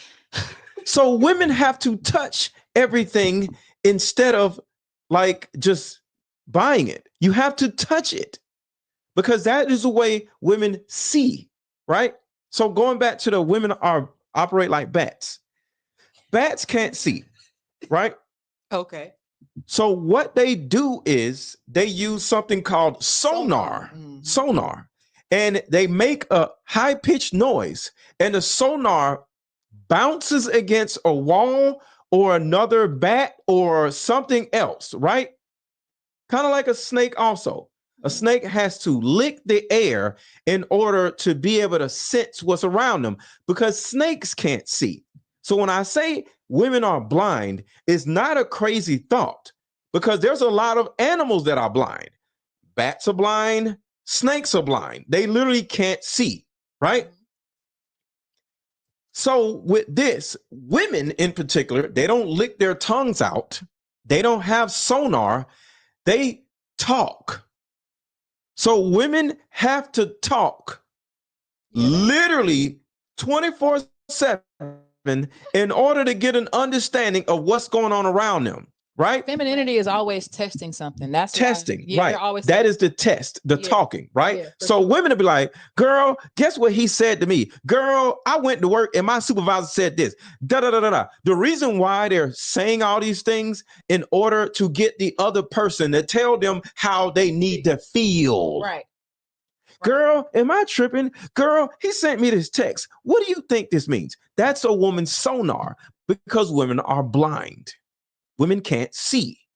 So they have to utilize another person or their environment in order to be able to see what's happening. Because here's what's crazy. Instead of seeing, and if she doesn't have anybody around them to see for her, she's going to interpret. Women don't see, they interpret. Women don't listen, they interpret because they can't see. So they just take their own interpretation of their past negative experiences and utilize that past negative experience in order to understand what's going on around them because they can't see. They can only interpret and feel. So the only things women can do is interpret or feel, or either use their sonar to utilize somebody else's way of interpreting what's going on around them. But they can't do it. What do y'all think? I believe that. Let her go first. Okay, go ahead. You go ahead, Naomi. I think that, see, I completely agree with you. It's like, there are always been some days, like, I have did this before. Get close to the microphone. I have did this before. When I see clothes, I touch them against. I like touch what? Like touch like when you say we have to go to Target when we in see Target, clothes, yeah, the clothes. I usually do that when I gotta touch it with my mother because I can't really see because I can see what's around.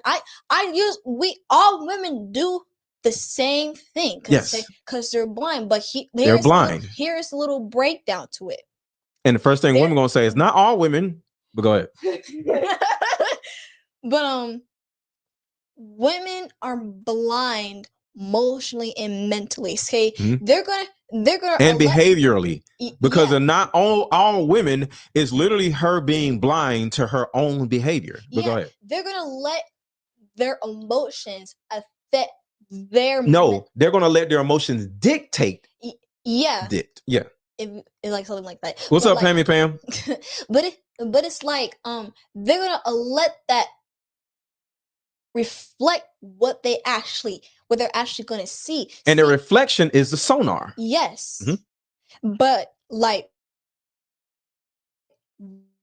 what God is trying to see, like your sonar is gonna be like, hey, what does this mean? See, like what does this mean? But like, remember, I talked about nothingness. Yes. Like when you said nothingness is important.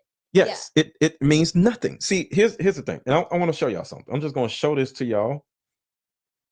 And where is it at? Here it is. So think about what y'all are saying, right? Yes. Nothing. So y'all try to make sense of everything, right? Yes. Find my invitation. What the? Oh, here we go. What? Okay, it's okay. Hold on a second. I'm going to show y'all my principles. Not the principles. Principles.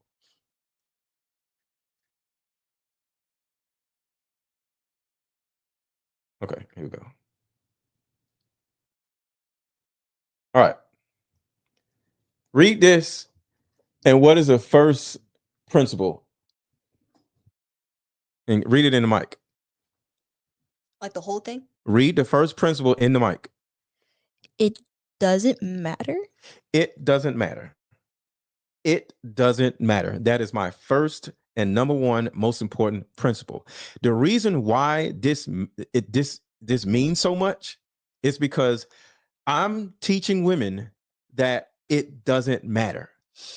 So because it doesn't matter, you don't have to be offended by it because it doesn't matter. That makes sense. No matter what it is. Because remember, like I said, the air dictates everything. You see through nothingness. Yes. Right? I can't see you if something was in front of me, right? Yes. So I'm able to see you because of nothingness. Yes. Right? So the nothingness is helping me see. So the reason why women are blind, because there's always something in front of them.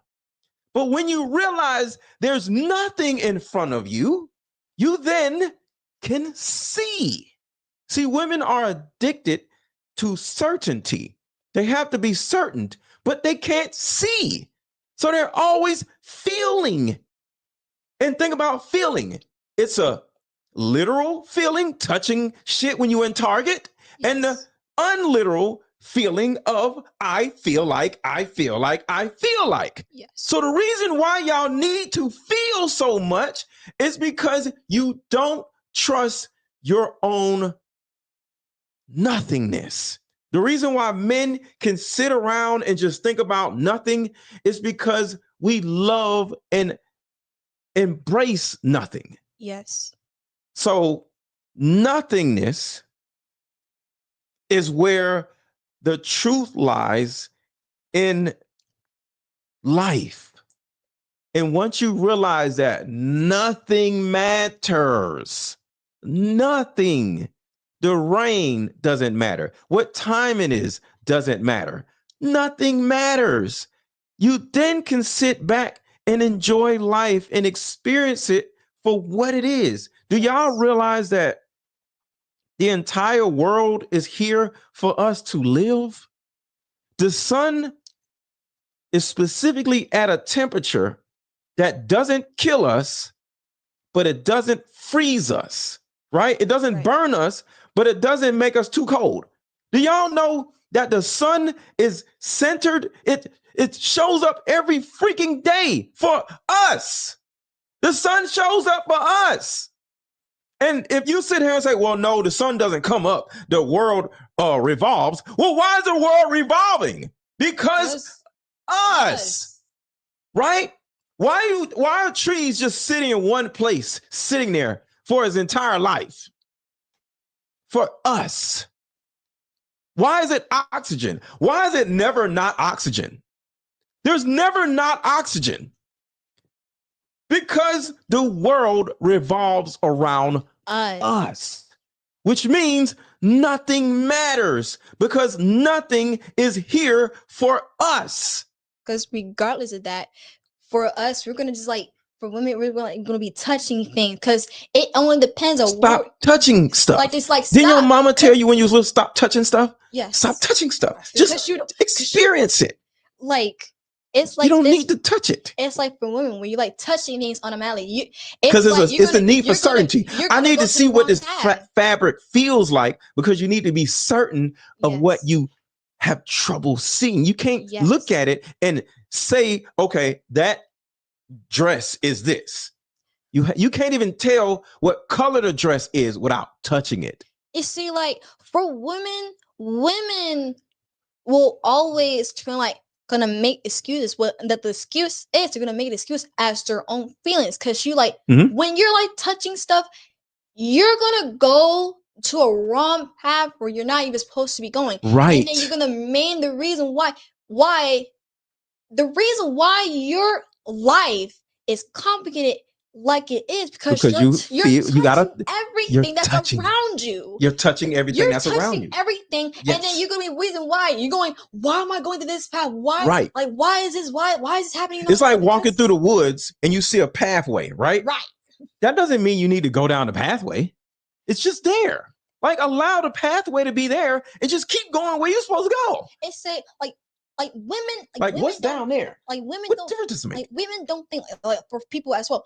I'm gonna say this: people don't actually think, but women should always. Women don't think; they feel. Women don't think. See, for what I believe, women should always have more knowledge than men, but they don't use that knowledge because see. And the reason why, put it like this. Women don't have more knowledge than men. Women have more thoughts than men. It's thoughts. See, knowledge is when you can actually put a concept together and move forward, right? Right. So it's not knowledge, it's just thoughts. It's just empty thoughts, right? Men don't have thoughts because we allow the world to see. One of the reasons why women are like this, right? Is because y'all are frail humans, right? And if you walk down the street, somebody can literally snatch you up, right? Yeah. When you was little, your mama taught you not to talk to strangers, right? Yes. Now, when I was a kid, I learned not to talk to strangers. But as a kid, I had the ability to run, fight. We can run faster than women, right? Yes. We run all the time as kids, right? So in our minds, we'll just be like, we'll just run. I'll pick up a stick, right? So we have the innate understanding of I either know how to protect myself or I can learn how to protect myself, right? Right. Women can never protect themselves, ever in life. And because women can't protect themselves, everything is a threat. And because everything is a threat, she does not trust her own eyesight. Therefore, she has to feel. She has to feel or interpret, right? She has to use her past in order to interpret her present. Because if she doesn't feel it or interpret it correctly, in her mind, she can get R-worded or die. I think it's just our desire what we actually want, but actually not the need. See, like God give us the need, but the woman thinks about the want. And like their desire, that's what blinds the sight. That blinds it. Okay, I hear you. Wait, say that again and get too close to Mike. So I think that a woman's desire is blinding their sight. Here is the thing, because God gives us the need, they're gonna be like, no, this is what I want. And the more they're gonna want that, the more desire is gonna blind their own sight. And that is not good. Watch this. Go to my principles. You still got it up? Yeah. Go down and look for where it says want. Watch this. To want is to suffer. Boom. Literally what you just said. And those are my principles that I came up with like 6 years ago. Really? To want is to suffer. To want is to suffer. This young girl said literally what I taught women 7 years ago. I want y'all to think about that. And Naomi, I want to say this to you. I want to thank you for not saying I feel. Absolutely. Every time you have your thought, you say I think. What grown women say, dysfunctional women say, they always say I feel like this. You say I think this, which means you are cognitively using your brain. See, and let's get here. There's two main parts of the human brain. There's many other ones, right? But it's two main parts of the human brain. There's your amygdala and there's your prefrontal cortex. You, Naomi, are using your prefrontal cortex because you're saying I think. When a woman says I feel, she's using her amygdala because, like I said, women are amygdala based due to the fact that they're blind. And the reason why women are blind, grown women, because you're a kid and you're not blind. Yes.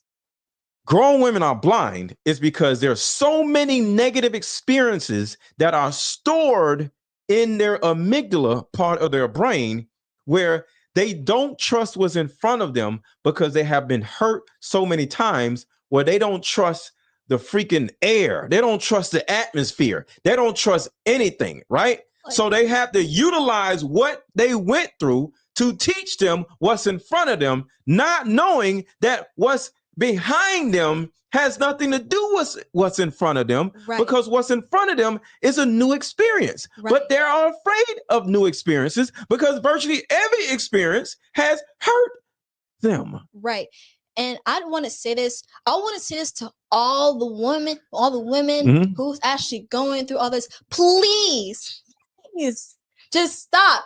And they can't stop. Just literally think. I understand they can't stop. Their brains are rewired because of what they went through. I understand that, but they need to stop because when they keep going, it's gonna reflect what's actually going. It's going to reflect what's going on in their brains, which is a lot of traumatic situations. Yes. So when you reflect See, this is the reason why women have trouble self-reflecting. And Anissa, remember you said it's a lot for a woman. It's hurtful. Yeah. It's almost like grief for a woman to self-reflect, right? Right. Because when a woman self-reflects, she's literally looking at herself. And what's inside of herself is what's inside of her amygdala. She doesn't like what she sees. She was M-worded. She was R-worded. She was neglected by her own mother, right? Yeah, for sure. See, a lot of women feel like, women have this need for love virtually, versus men, right? Right. And it's okay. But what a woman says to a man is, okay, let me get this straight. This is what a woman is saying. Let me get this straight. Man that I just only known for like 6 months that says, I love you and I want to be with you. Let me get this straight. You're telling me that you love me and you want to protect me and do right by me. And you've only known me for 6 months. My mother has known me for all my life and she ain't never loved me. She neglected me. She put men before me. And you actually think I'm supposed to expect a man that only known me for 2, 3, 4, 5 months to do something that my own parents didn't even do? Nigga, you lying. You're trying to do this to me. You want something from me. That's victim mindset, though. No, it's actually not. It's actually logic. I mean, it's because logical. if your own parents did not treat you right, if they let you, hold on, wait. If they let you get M-worded, right? Think about that. Yeah. Most women were M-worded by their mother's brother or their mother's boyfriend or their mother's babysitter. It's logical, but it's still working. It's either the babysitter, the brother, or the boyfriend that M-worded her. So that means the mother let the other people M-word her, right? So it's like, damn, you gave me to somebody else for them to M-word me. So you, as a man, you're going to give me to somebody too, or you're going to cheat on me. Why would you not cheat on me? My parents cheated on me. My dad left me. I mean, that's logical. I ain't taught that nigga in years. He left me, and you ain't going to leave me? My own father, I came out of my father's balls, and he left me. But you going to stay with me for the rest of my life. And my daddy left me, and my mama let me get inwarded. So what's the solution to get out of that mindset? Because that's kind of, even though it's logical, it's still a victim mindset. Stop. See, this is, thank you, Naomi. Listen, hold on. Wait, stop. Listen to your tone, Anissa. You're disassociating yourself. What do you mean? You're saying, your tone's like, but why is it that don't make no sense? Like you don't do it. No, I'm asking. But why is it? I'm not demonizing you. No, I'm just, I know you're not. You pointed out your tone is like, what the like it's like, what the hell is wrong with these women? Like, I'm trying to explain what's wrong with these women. No, and it's not what's wrong with these women, it's what happened to these women. But go ahead, Naomi. I don't agree that it's victimized. It's because it's not. It's because what they it's their reality. It's what they it saw happened as a kid. It literally happened. Yes. And what it's gonna happen in the future. They're gonna be like, get close to the mic. You're gonna it's like it's going to happen to me again if I don't protect myself, right? Right. Because a lot of women was M-worded and they got R-worded after they left their mama. So they're gonna be like, I can't trust this. They're gonna be like, that's not victimizing. They're like, it's like knowledge of what they actually see from their own parents. She actually is like, you can't be telling the truth. You can't. Because my reality, everything I've been through in the 20 years of my life, 30 years of my life has been opposite of what you're trying to tell me. Like, nobody has ever treated me bad. Oh. Speaking of that, y'all hold that thought. Literally, this is the woman right here. Listen to this. I'm glad y'all brought this up. Like that. I had never dated a man who was on my side. Like who? Hold on. Like, I don't know, defended me. I've never had that before. He also impressed my. Hold on. You don't know if you want to be I with never me or not? said that. So what are you saying? Because you're cutting me off, getting mad, and telling me that you don't want to be with me. Now what? What else? I fumbled the man I probably should have married. And I'm making this post so that y'all don't do the same thing that I did. Put some respect on Bert's name. Like, he did not play about me at all. I had never in my life dated a man like that. I had never dated a man who was on my side. Like, who, like, I don't know, defended me. I've never had that before. He also impressed my parents. My mom liked him a lot. She said I broke his heart, and honestly, I agree. But yes, my parents liked him a lot. So we dated for like 6 months, and I kept feeling like something was just missing throughout the relationship. Like, something just felt like it was missing. And I would communicate that to him, like, oh, I like you a lot, I love you, but like, something's just missing. And I didn't know what it was, and this poor guy was just doing his best to try to figure out what was missing, like trying to make adjustments, but like he just couldn't figure it out, and neither could I, because I didn't have the self-awareness that I have now. What was missing was chaos. What was missing was chaos. What was missing was chaos. No matter how many adjustments he was willing to make, he couldn't adjust himself to become a chaotic, toxic man when he just wasn't that. And that's all I had ever been used to. You see, I had not taken the time to like truly heal myself after my relationship prior to him, which was with an abusive guy. Very abusive, emotionally avoidant. See, the last guy abused her. So how is this not still her reality, right? Emotionally unavailable, everything. Okay, I had not healed from that. Not enough to be with a person who was safe. And so one day when he pissed me off, I broke up. Because nobody is safe in your reality. With him, like, on a whim. Because the majority of my prior relationships were with like antagonistic men, I was not ready to receive someone who was safe and loving and kind and caring. Maybe I didn't think I deserved it. Maybe I couldn't recognize what it was. My nervous system didn't know what to do with.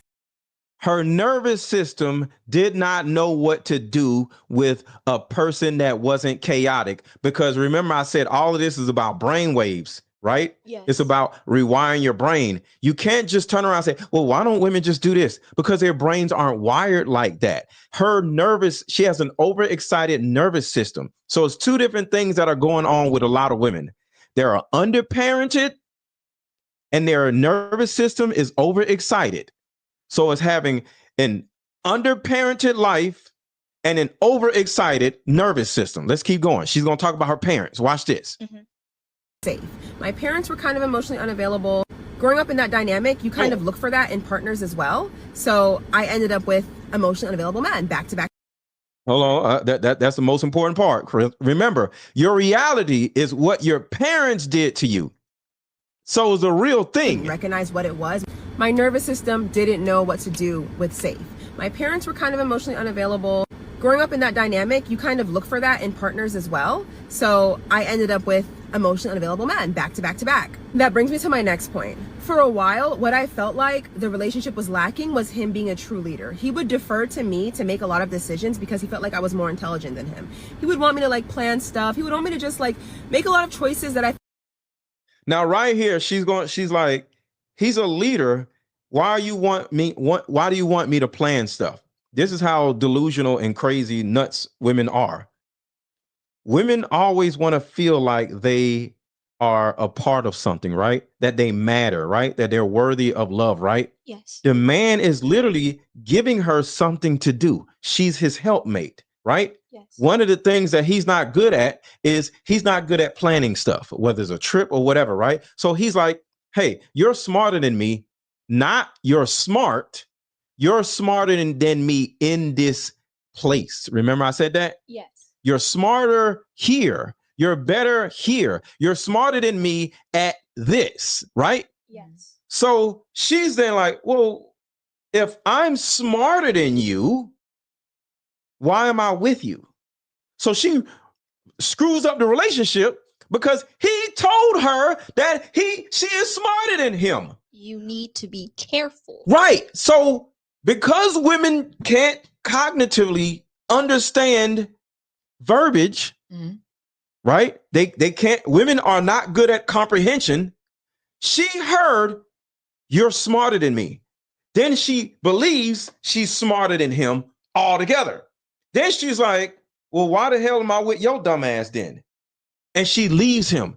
Watch. Felt like the man should make, and I just didn't want to do that. I wanted like a leader in the way that I saw leader, how I viewed it. But like, she thinks a leader is all knowing. But if a man is all knowing and he literally does everything, then you're going to be like, well, what am I here for? Then you're still going to leave him because you're going to be like, well, you don't need me for anything. It's confusing. Right. But it's not done. This is why I did this show and named it Why Men Don't Like Women. Because you can be all knowing she gonna leave you because she's gonna be like, well, why am I here? I don't feel needed. Or either on the other end, if you aren't all knowing and you as a man say, I don't know anything, right? Yeah. She's gonna be like, well, I'm smarter than you. So why am I with you? Then she's gonna turn around and leave you anyway. Let's keep on. Knowing that he has weaknesses and that I have strengths, and then deferring to me where he's weak and letting him take the reins where he's strong is leadership. Like, okay, he could lead when it comes to protecting and providing and whatever, but he may have needed help with planning and stuff that he's not so good at. But I just couldn't see that at the time because I was dumb. I thought I needed 10 out of 10 boxes checked. But relationships are not found, they are built. Soulmates are built. Boxes can be built. If the person is at 7 or 8 and the last 2 need some work, you can meet them halfway. They can meet you halfway. Adjustments can be made. You don't have to break up. So though he had 8 of my 10 boxes, I was still too traumatized to accept him. I couldn't regulate my own nervous system fully yet. I had gotten to that point at 25 and met a very abusive man at 26, and I lost all my progress. So I still needed chaos, and I ruined it. The next guy I dated after that ended up being another avoidant who was emotionally unavailable and another emotionally unavailable person. Because why? Why? Because that's who she's attracting now. Why? Because she rejected the good guy. Why? Because she wanted all the boxes checked. Why? Because she was delusional. No. See how blind women are? Oh Lord. Y'all literally don't even get it. It's not funny. You're 15, so it's okay that you don't get it. But it's kind of sad that y'all don't get it. I mean, why is she attracting emotionally unavailable men? Because that's what she like. Can somebody in the comments help them? Because this is kind of sad. I believe that you attract what you are. Stop. Why was she attracting emotionally unavailable men? I don't want to hear that. Why? Why do you just say this and just give me an example? And if it's wrong, it's wrong. But just don't say I think. Say, give me an answer. 5 + 5 = what? Give me an answer. Maybe it's her child. No, wait. Say it. Wrong. Give me an answer. Maybe it's her childhood. Thank you. Oh! Thank you. It's really that simple. She said it. Her parents were emotionally unavailable. That is my whole point.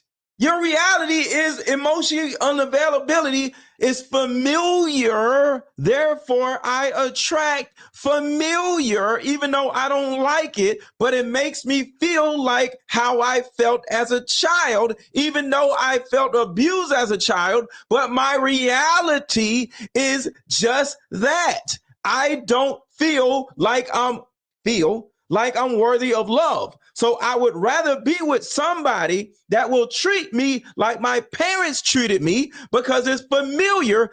Guess what? Because my reality says I'm not worthy of what I want anyway. So I would just rather just go back to my own childhood as an adult and be with somebody that is emotionally unavailable like my parents was, because that's all I know. I'd rather have what I know than what I don't know.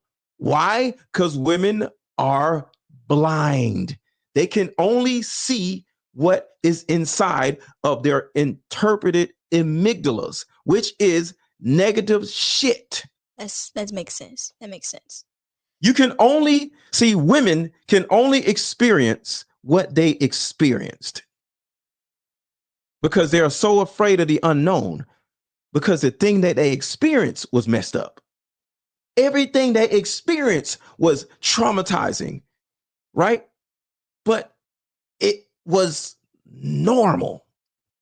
So she left a good man because he wasn't normal.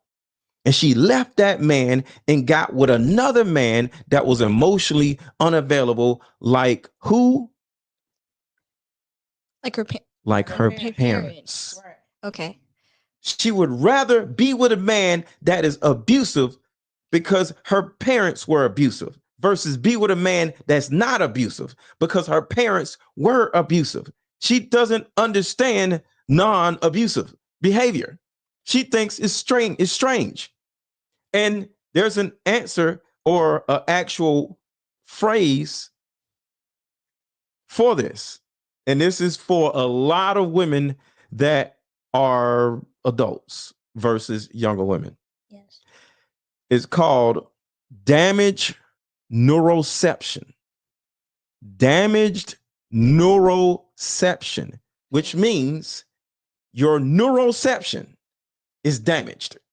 Your neuroception is seeing a smile, and the smile means happy. Seeing a frown, and a frown means sad or mad, right? Yes.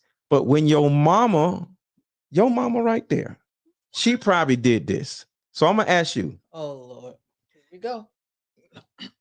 Have you ever seen your mom crying and you interpreted her frown as sadness, and you went up to your mom and said, "Mom, you okay?" And she turns around and said, "Yes, I'm just fine." Yes or no? Yes or no? Sometimes. Yes or no? Have you ever seen that? Yes. Okay. So I want y'all to think about that. That is damaging your neuroception, because as a child, you see a smile as a happy. Yes. You see a frown as sad. Yes. So when your mama said, "I'm happy," and she was sad, it damages your neuroception. And if this keeps going on, another example is when your parent beats your ass and then says, "It's because I love you," you're like, this is damaging my neuroception, because violence means bad stuff. Yes. But then she says, "It's because I love you." So now you're like, violence equals love. Damaging my neuroception. So now if this keeps going on and then you get with a dude who bow, slaps you around, or something subtle like doesn't answer your text or acts like he doesn't like you, but he likes you, it's damaging your neuroception. And even worse, is confirming that your damaged neuroception is actually true.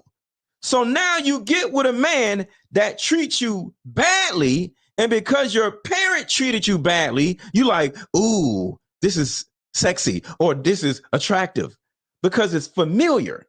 But when you get with a man that is treating you right, due to your damaged neuroception, you're like, "Yo, what is wrong with him?" Does that make sense? It does. Well, Speaking to the mic, go ahead. For what you said does make sense, because that's a lot of kids that are experiencing. Speak closer to the mic. Now that's what a lot of kids are experiencing, like getting whooped, and they're gonna say, "I do because I love you." Mhm. You see, like whooping is violence. Like Violence. murdering is violence. Yes. So they're gonna be confused. Mhm. They're gonna be confused, like, "Oh, it's murder." No, It's stop showing saying that. Don't say that word. It's a bad word. It's like, is this what I'm supposed to do? Is violence Show is the my normal love to thing? other people? Yes. This And like this is the reason why a lot of women are abusive to men, right. because men were whooped. And then when his girlfriend starts fighting him, and they like, "This is what we supposed to do. We supposed to just beat each other up." No, absolutely not. Why would you want to beat your own partner just to show you love? Because you were beat. Like you would, that's what you experience. But like, I'm for what I should people should do when they went through, like, for example, if a person got beat by their own parents, Mhm. they should always have common sense to be like, "Oh, if this is negative for me to do for other people, I should do this." And for the like, Now for a children- man can be an adult and be like, "Okay, if you cheat on me, or if you don't cook the food right, I'm supposed to beat your ass." Because that's what his parents taught him. When I don't do something right, I get my ass beat. And so why don't I supposed to beat my girlfriend's ass when she don't do something right? You see how it messes up? And now a man is beating on his woman and he don't even think it's wrong. right. And because she got her ass beat by her parents, she don't think he's doing something wrong. Therefore, she stays in an abusive relationship for 5 years until somebody, remember, she can't see. Right. So until her sonar bounces off of another girl and she's like, girl, you need to leave him because you're in an abusive relationship. And she's like, I'm in an abusive relationship? Yes, because because she can't see. You see. Until you actually see, like it's always gotta be a person for you to tell you what's actually going on there. Yes, because women can't see. Because we can't see. I wish that people will actually understand what's going on in front of them instead of trying not. Remember, they can't understand what's going on in front of them when what's going on behind them is so traumatizing and messed up. Yes, I just wish that they live off of what's happened before to see what's going to happen in the future. Remember, I know. So it's an interpretation. I know, but people are always. It's always a thing where people will think that it's normal, even though it's not. It's like the fact that someone have to say something just to get them to understand. It's ridiculous. It's ridiculous. It's not ridiculous because now you're saying the same thing your mom said. You got on your mom for saying the same thing. Your mom said it's ridiculous. You said, no, it's not, Mom. It's not ridiculous. It's reality. It's her reality. Oh. We got to stop calling. See, I say women are children. I don't say women are crazy. I might joke and say it, but women are not ridiculous. It's the things that happen to them that shape their reality. It's not they're ridiculous. It's just their reality. Their parents are ridiculous, if anything. I understand that. So what I'm saying is that what they actually learning is ridiculous. I'm saying reality is a thing. But get close to the mic. I'm saying that reality is a thing, but what they're experiencing is ridiculous. But reality they're not experienced, they're feeling, remember? Yes. Women don't experience, they feel. But I think, not what I think. No, you do. No, that's okay to say what I think. Just don't say what I feel. Say what I think. You're doing right. I think that people will actually feel and experience it, because when you will experience it, you're going to do the same thing to that other person. Because for example, that's understanding and not feeling. See, that's the thing. We got to get away from feeling. I don't feel nothing. The only time I feel something is when I'm having sexy time. I'll just say that.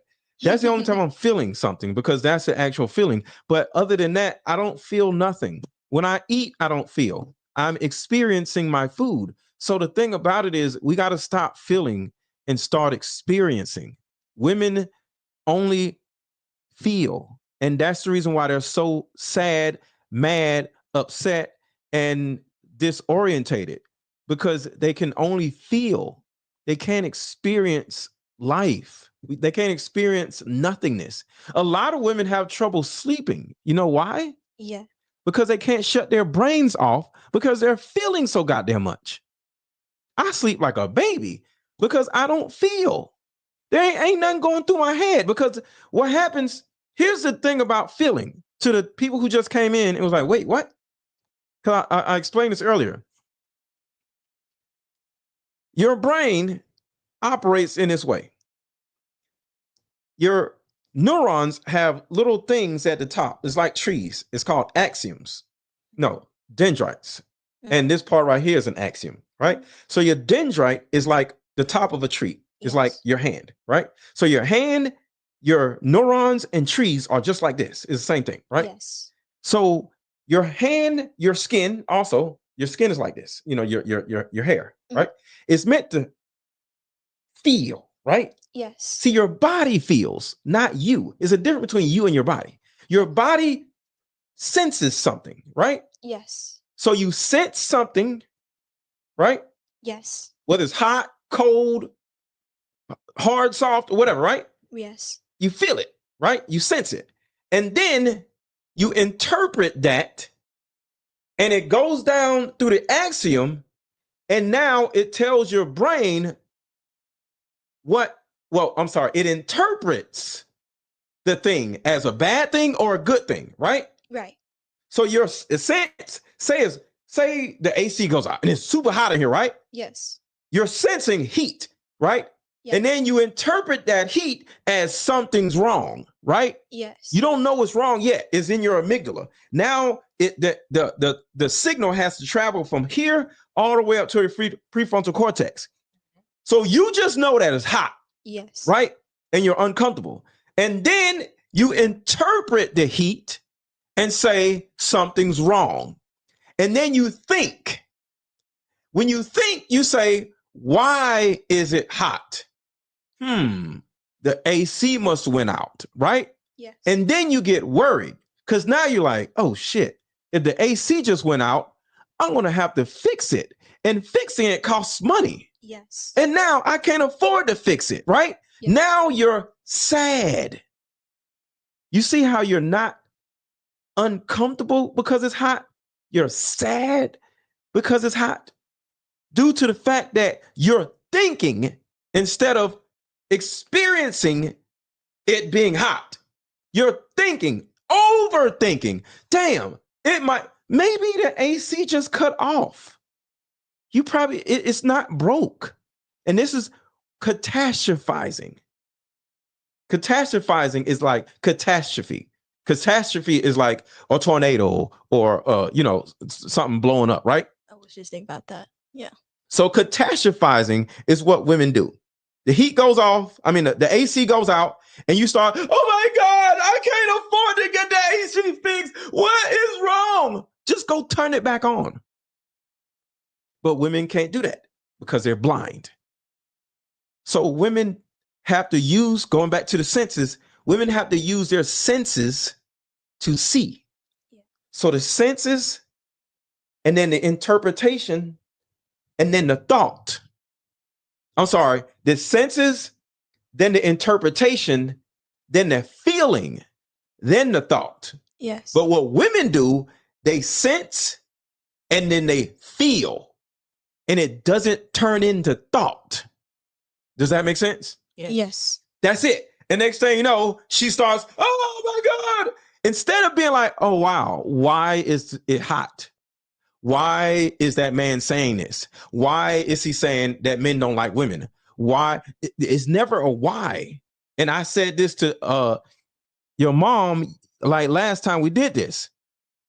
Instead of asking me why I feel like something, she started, but I don't understand. And then earlier today, she started saying, but not all men think like that. Some men do. Remember that? I said, men don't like women. And she was like, well, not all men. Some men do like women. Instead of just saying, why don't men like women? Remember that? Yes. And I was like, why are you doing this? But I just don't understand. You can't put all men up.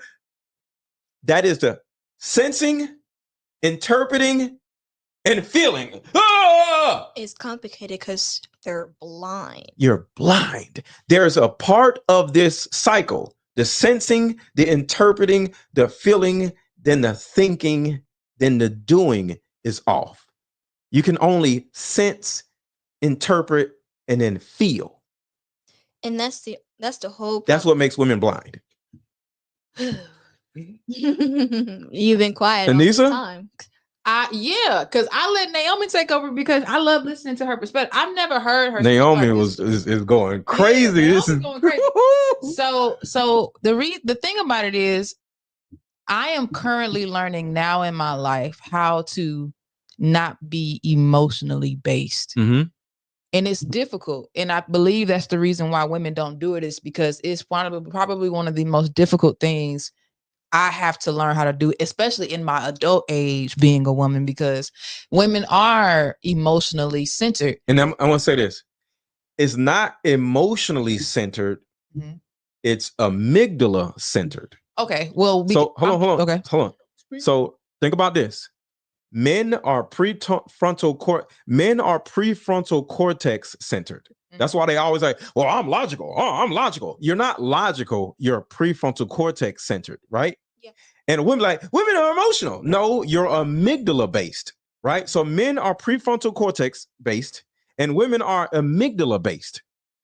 And when you understand that both genders are operating off of two different parts of their brains, you then would stop demonizing the other person for thinking thinking the way they're thinking, right? Yes. You'll just say, oh, you're just amygdala based. Instead of you're emotional, right? Yes. Because when you say you're amygdala based, you're like, okay, I'm thinking with my amygdala right now. Let me calm down. Because this is what's crazy. When a woman gets upset or a man gets upset, we're the same. Our amygdala cuts on and it's like, I got to defend myself or I got to run. It's called fight, flight, or flee. I mean, fight, flight, or freeze, right? And then there's fawn. And there's fawn, right? So there's something wrong. I got to do one of these 4 things, right? That's amygdala base. But prefrontal cortex base is like, why is this happening? Right? Because there's a time to just get the hell on. Like somebody starts shooting, you run. But if ain't nobody shooting, why are you so Just think, And another part of my principles is tell me more. So instead of going like, I'm offended. Oh, not all women. Just say, tell me more. Because the more you're gonna do that, the more you're gonna waste your own time. Talk a little louder. Like, what do you mean? The more you waste, what do you mean? It's like when women see, I'm gonna say women get offended by everything that's everything, like everything that's around them, and then because they are victims of everything. The more you complain, the more you're gonna waste your time of what is not experiencing what's like in front, like new. Well, the reason why she's complaining is because she has to confirm that she's a victim of another person. See, think about this. It's like this. If a child sticks their finger in a light socket and it shocks them, right? And they come to their mom, what is the first thing the child's gonna say? And they're gonna point at the light socket, right? Yes. That is what women do. They have to complain in order to point at the thing that hurt them. So their complaining is justifying the existence of something hurting them. So if they don't complain, they then will either internalize and blame themselves, which is actually bad, because they don't know how to understand that it's okay that they did something wrong. Because shame, right? Feeling shame for sticking your finger in a light socket is not going to fix the problem. Understand that sticking your finger in a light socket is a bad thing to do. Will fix the problem. Then you don't have to or complain about the man or complain about the job or complain about men or complain about, you know what I'm saying? Yes. And that is the tell me more aspect. But I cut both of y'all off. So I apologize to both of y'all, but I want y'all to. It's okay. Yeah. Go ahead. So like, I'm sorry. One thing in my opinion, I think that women, like instead of like getting offended, they should always understand one. But what I see, they don't. That's the tell me more aspect. They don't do that. They got to ask questions. They literally got to ask questions because like. Why did you cheat on me? Why did you hurt me? Why did you do this? Why did you do that? Yeah. It all depends on, because like it could always be like a good reason or a bad reason. It's always between like a man, like you said, why did you cheat on me? And then when they see, if they're gonna think, when you say the reason, they're gonna think like, if it's like, they're gonna think like the bad thing and the good thing first. So when you say that reason, they're always mostly in the possibility they're gonna think it's a bad thing. It's a bad thing. Like when you say, well, there's actually no excuse. And it could be a bad thing, but when you want to understand the bad thing, yes. Let's do this. I want both of y'all to treat me like, I want you to treat me like I'm your dad that left you. And then I want you to treat me like your boyfriend that cheated on you. Okay. So you're going to say, why did you leave? Why did you leave? And you're going to say, why did you cheat? Who wants to go first? Why did you cheat? Okay. The reason why I cheated on you is because I grew up around my uncles and I witnessed them cheat on their women. And I always looked at that as something normal. And then when I didn't want to cheat, my homeboys were like, "Oh, you're a punk, you're a pussy. Your girl got you wrapped around his finger, right?" And so I actually felt less manly when I wasn't cheating, when my friends were cheating. So my overall scope of life and just my interpretation of relationships is men can and should cheat when we want to because we're men. That's wrong, but that is how my reality taught me. There's no justification, but I'm letting you know why I cheated. Now you go. And I want y'all to ask the same question over and over again. Go. Why did you leave me?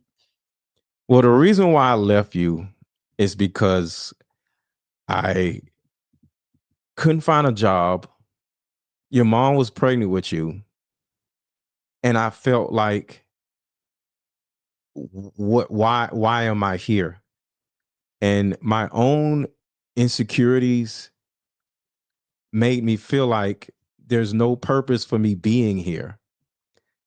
I was living with your mom and I wasn't able to contribute to the bills. And now she's pregnant. And I felt like she can do better with somebody else. So I removed myself so she can find somebody else that was more adequate to father you and to provide for both of y'all, because I was so inadequate where I just felt like I was in the way. And even though I love you, wanted to father you, I didn't have the language to tell anybody how I feel. You know, me being so inadequate, I felt like less of a man. And I didn't have the ability to contribute to the household. That's why I left. Anissa?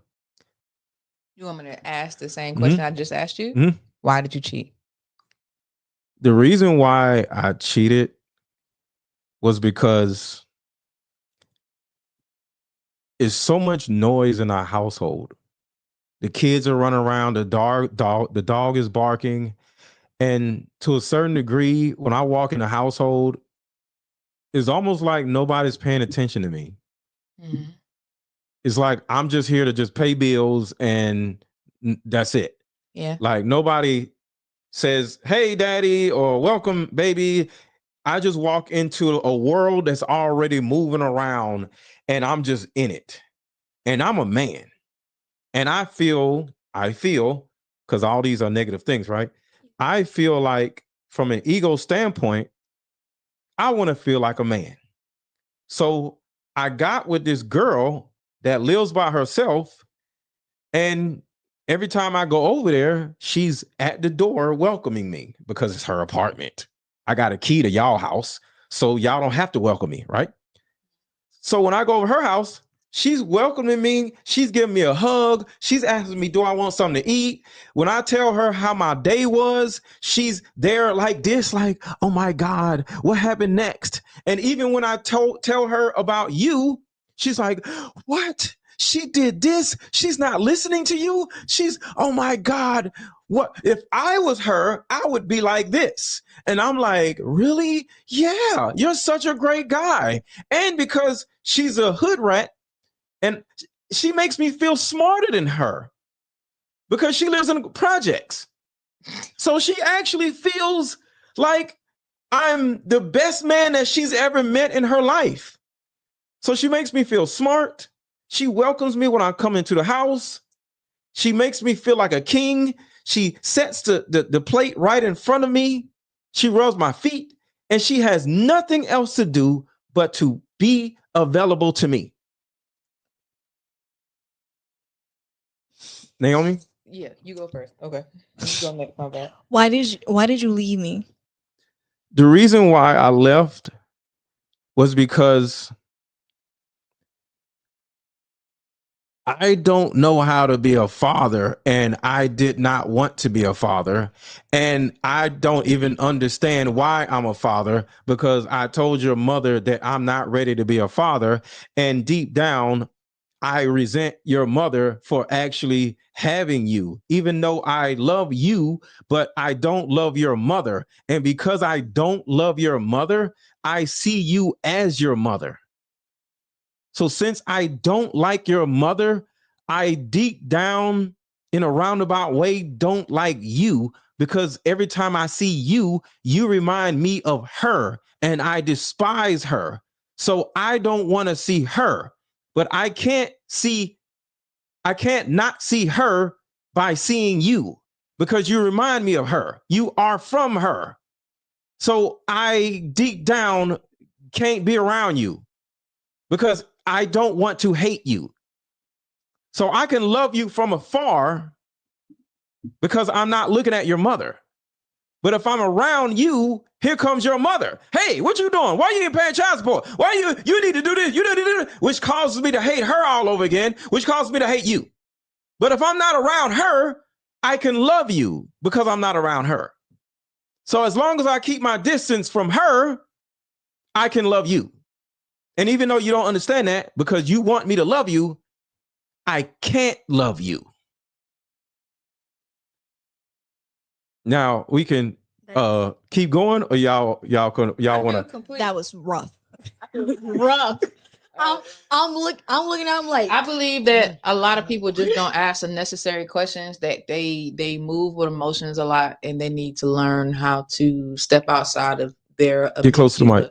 They need to learn how to step outside being of themselves. Yeah, and know how to ask proper questions, and then be able to accept what was said, because you said a lot, and a lot of that stuff could have been easily taken offensively, like as a shot at me. So what you saying? I don't talk to you. You know, women can get like that. Yeah. It takes a mature woman to be like, okay, I hear you and I respect how you feel, like taking the emotion out of it. Yeah. And be like, okay, do you want to be in this marriage or do you want to separate? Yeah. If the man says, I want to stay in this marriage, okay, then so how, why, what? Right. Like what where? needs to happen so this doesn't happen again? Because I'm not tolerating this. But having hard how can we move past this? Yeah, having a hard conversation is hard. Where did this go wrong? Yeah. What can we do to fix it? And why did it happen? Yeah. A lot of people, their ego won't allow them to care. They just be like, you cheated on me. Therefore, you're a piece of crap. You a fuck nigga. Yep. You a cheater. Da, da, da, da, and blah, blah, blah. And I'm like, because you cut somebody's hair one time, does that make you a barber? I'm confused. So if you, because honestly, a lot of times we, just as a man, and I'm not justifying cheating. And it goes back to conversation of, we don't like women. The only reason why you are here is for sex. Just the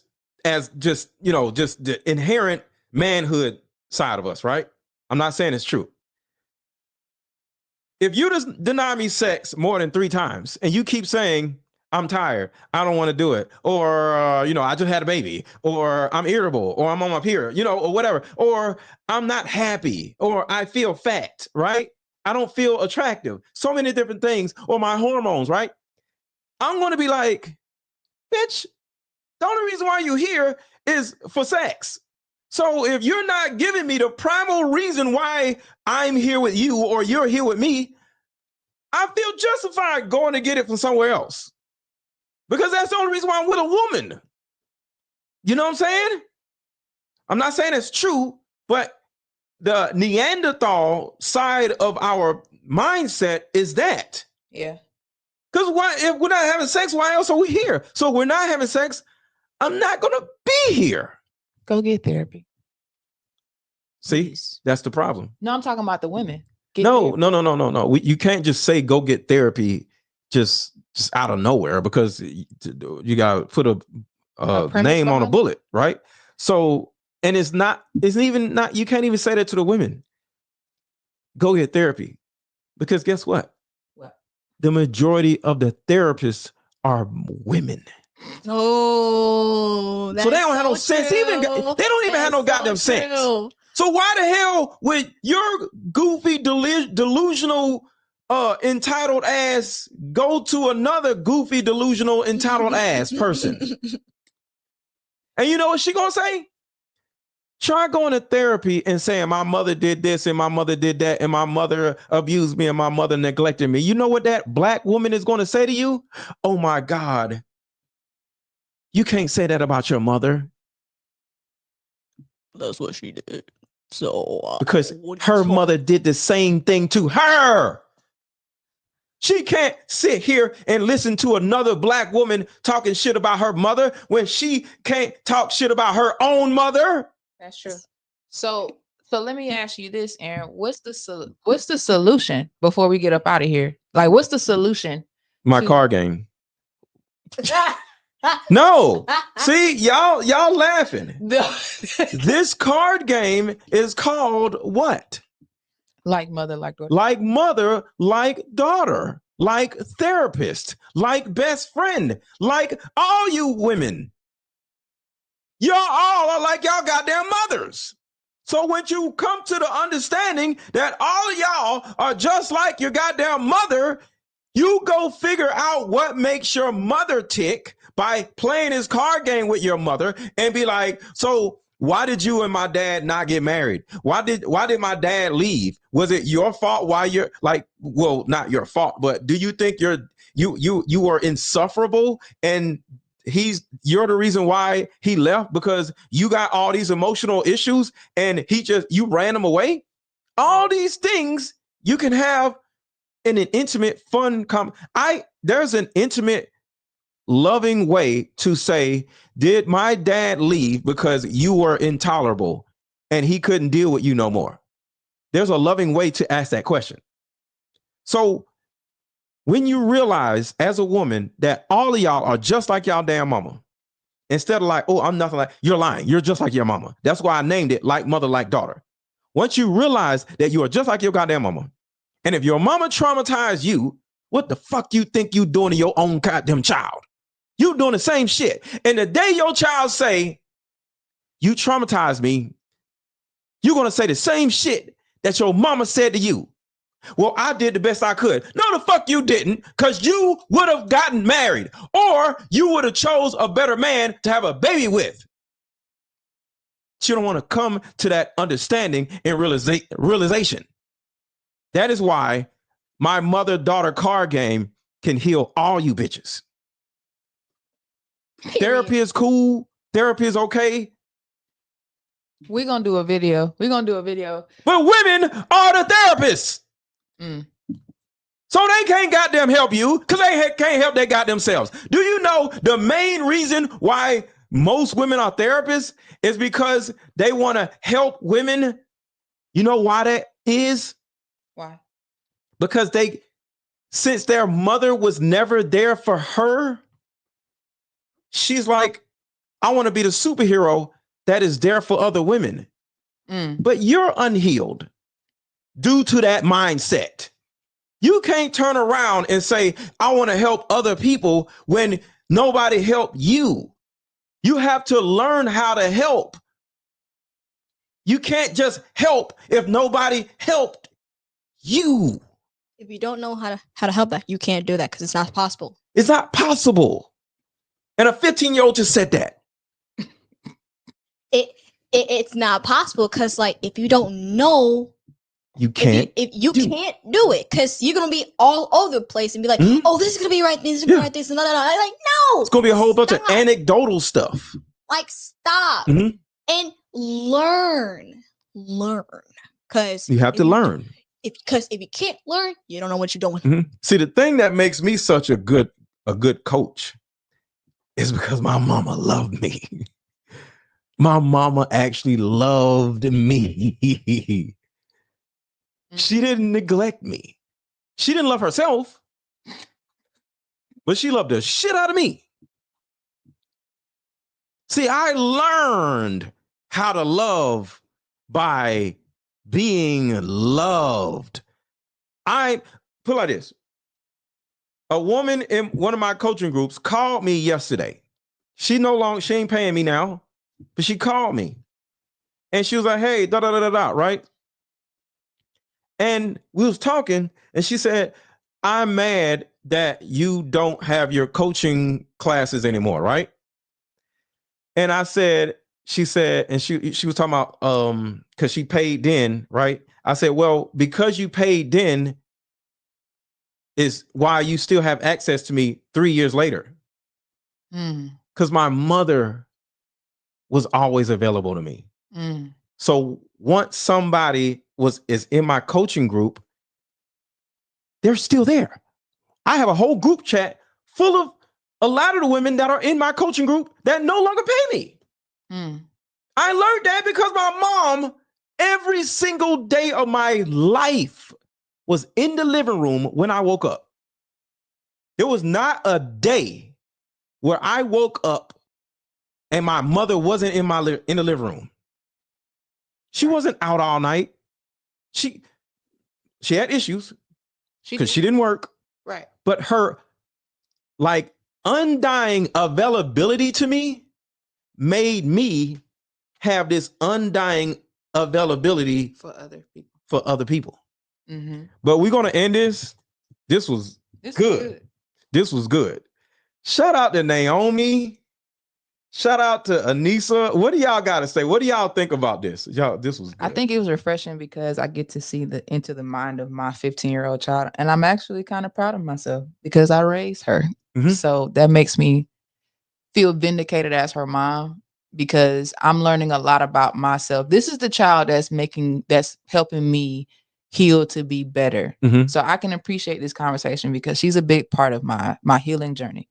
So I don't be the women that we speak about on a regular basis. So and you taught her to think and not feel. Go ahead. Yeah, I did. That's my child, y'all. I love her. She's awesome. Yeah. All I have to say is to say I always learned a lot of things that's literally in front of me and behind me, and and I reflected. I'm like, okay, this is a good thing or not, and I would see the bad thing between it. I was like, okay, I can't do this. I can't say this. I can't do it. But like, for me, I mean, as me growing, I'm still thinking. I'm still processing everything that's around me because like, if this is not good for me, I'm gonna think it's good for me. I'm gonna think that it's not good for me, but the more that I see it, I'm gonna think that it's okay. That's what I'm actually experiencing now. But like, I'm still processing everything. I'm still growing. I'm still growing a lot of knowledge in my head, and like I'm learning a lot of things that's around me. So thank you for having me. And I will say this to you because I say this to my kids: stay a child as long as you can. I agree. I agree 1000%. Do not be fast to grow up because it sucks being an adult. You actually think it's so much fun to have keys to a car and you just get in the car whenever you want to? Nope. You know why? Because it costs money to get in that car, to own the car. You got to pay insurance on a car. You got to pay taxes to live in a house. Even if you buy a house, you don't own the house, you still got to pay property taxes. You're never going to run out of a time where you got to pay somebody something. So the more you can just be an innocent little girl, the happier you are going to be as an adult, because a lot of us adults wish we can go back to high school, wish we can go back to middle school, wish we can go back to live with our mama. That's very true. And be taken care of by other people. But now we out here and we don't know what the heck we doing, you know? And even with me as an entrepreneur, you're an entrepreneur, Anissa. Sometimes you're just like, all right, something got to give. Something got to work. Right. Like literally going through that right now. If you could see how many open windows are on my computer, I got, let me see, 1, 2, 3, 4, 5, 6, 7, 8, 9, 10, 11, 12, 13, 14, 15, 16, 17, 18, 19, 20, 21, 22, 23, 24, 25, 26, 27, 28, 29, 30, 31, 32, 33. I'm stopping right there. I have about 40 windows open. 40 windows open. Come here. Am I wrong? No. Come here. Look. Just look. Do you see all those windows at the top? Yeah, it's a bunch of them. It's about 50 windows open. Why? Because I'm trying to figure shit out. Mm-hmm. And it's a lot. It's like I'm in school. Right? I agree. With no recess. Mm. There's nobody there to grade my paper. There's nobody there to say you did a good job. I just got to do it. Now, my way of if it's a good job, if people buy stuff or I make a lot of money, right? But before you make a lot of money, because a lot of stuff that don't work, that don't work, that don't work. Out of these 50 windows, some of them don't work, or some of them have to work in unison with another one. So out of 30 of these 50 windows open, I gotta figure out which one of these AI things work in congruency with another one. But I gotta fit this one. Oh, it don't work. Okay, I gotta fit this one. Oh, I gotta fit. And it's like 3,000 different possibilities on all these different conjunctions, right? But until I figure that shit out, I ain't gonna make no goddamn money. Now I make money different ways, but with all these goddamn windows, I'm trying to figure this shit out. So I can't go back to being a kid. I can't go back to live with my mama. So you enjoy being a kid. Get you a teddy bear, make the little teddy bear dance. I ain't missing do all the little kitty stuff. Mm-hmm. Look at cartoons and shit. Do all the kid stuff. Say she has a plushie doll. I have a plushie that's a dog. Yes. I named Steven Jr. Steven, it's my best friend. Shout out to him. Yes. Yeah. There we go. Stay a kid. So if y'all like this, put a 1 in the chat. If y'all enjoy this different type of show, put a 1 in the chat. This was beautiful. Really I really did enjoy. I enjoyed listening. You gotta say it. It's giving. It's giving. Shout out to Sarah. We love her. Shout out to Sarah. We love you, Sarah, for sure. All right, y'all. Make sure to buy my card games. Cash App me, buy me lunch. Cash App is $AARON 1000. And hold on, before I go, let me read these super chats. Sorry, y'all, I didn't read the super chats. Thank you, Angela. Angela Peterson said, you better preach. Thank you for the super chat. The Scrapping Beauty, find love and comparison in yourself before making. And Angela, thank you so much for the super chat. I always say it starts from your childhood. Facts. So I will talk to y'all later. And if y'all like this, make sure to hit the like button. Such a phenomenal show. Thank y'all. Talk to y'all later. Bye. Bye. Hold on. I got to play my commercial before y'all gonna buy this goddamn card game or something. After all that, y'all buy my card game.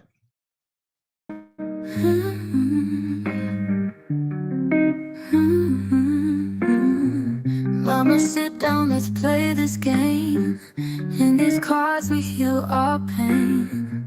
Face to face we both explain. Maybe find our bond again. Years of anger lose their sting. We both said some hurtful things.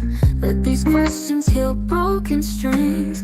Let this game and fractured wings. Like mother, like daughter, we are the same. You'll see when we play this game. My inner child just wants to be seen. I forgive you, do you forgive me? The hurt, the neglect and disrespect, wounds can be healed in these 2 deaths. Even though our past attempts have stalled, Mama, please just don't withdraw. Like mother, like daughter, we are the same. You'll see when we play this game. My inner child just wants to be seen. I forgive you, do you forgive me?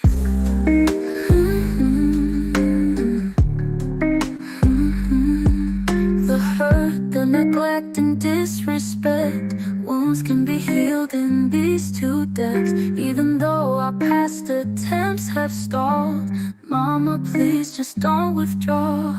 Like mother, like daughter, we are the same. You'll see when we play this game. My inner child just wants to be seen. I forgive you, do you forgive me? Even though our past attempts have stalled, mama, please just don't withdraw.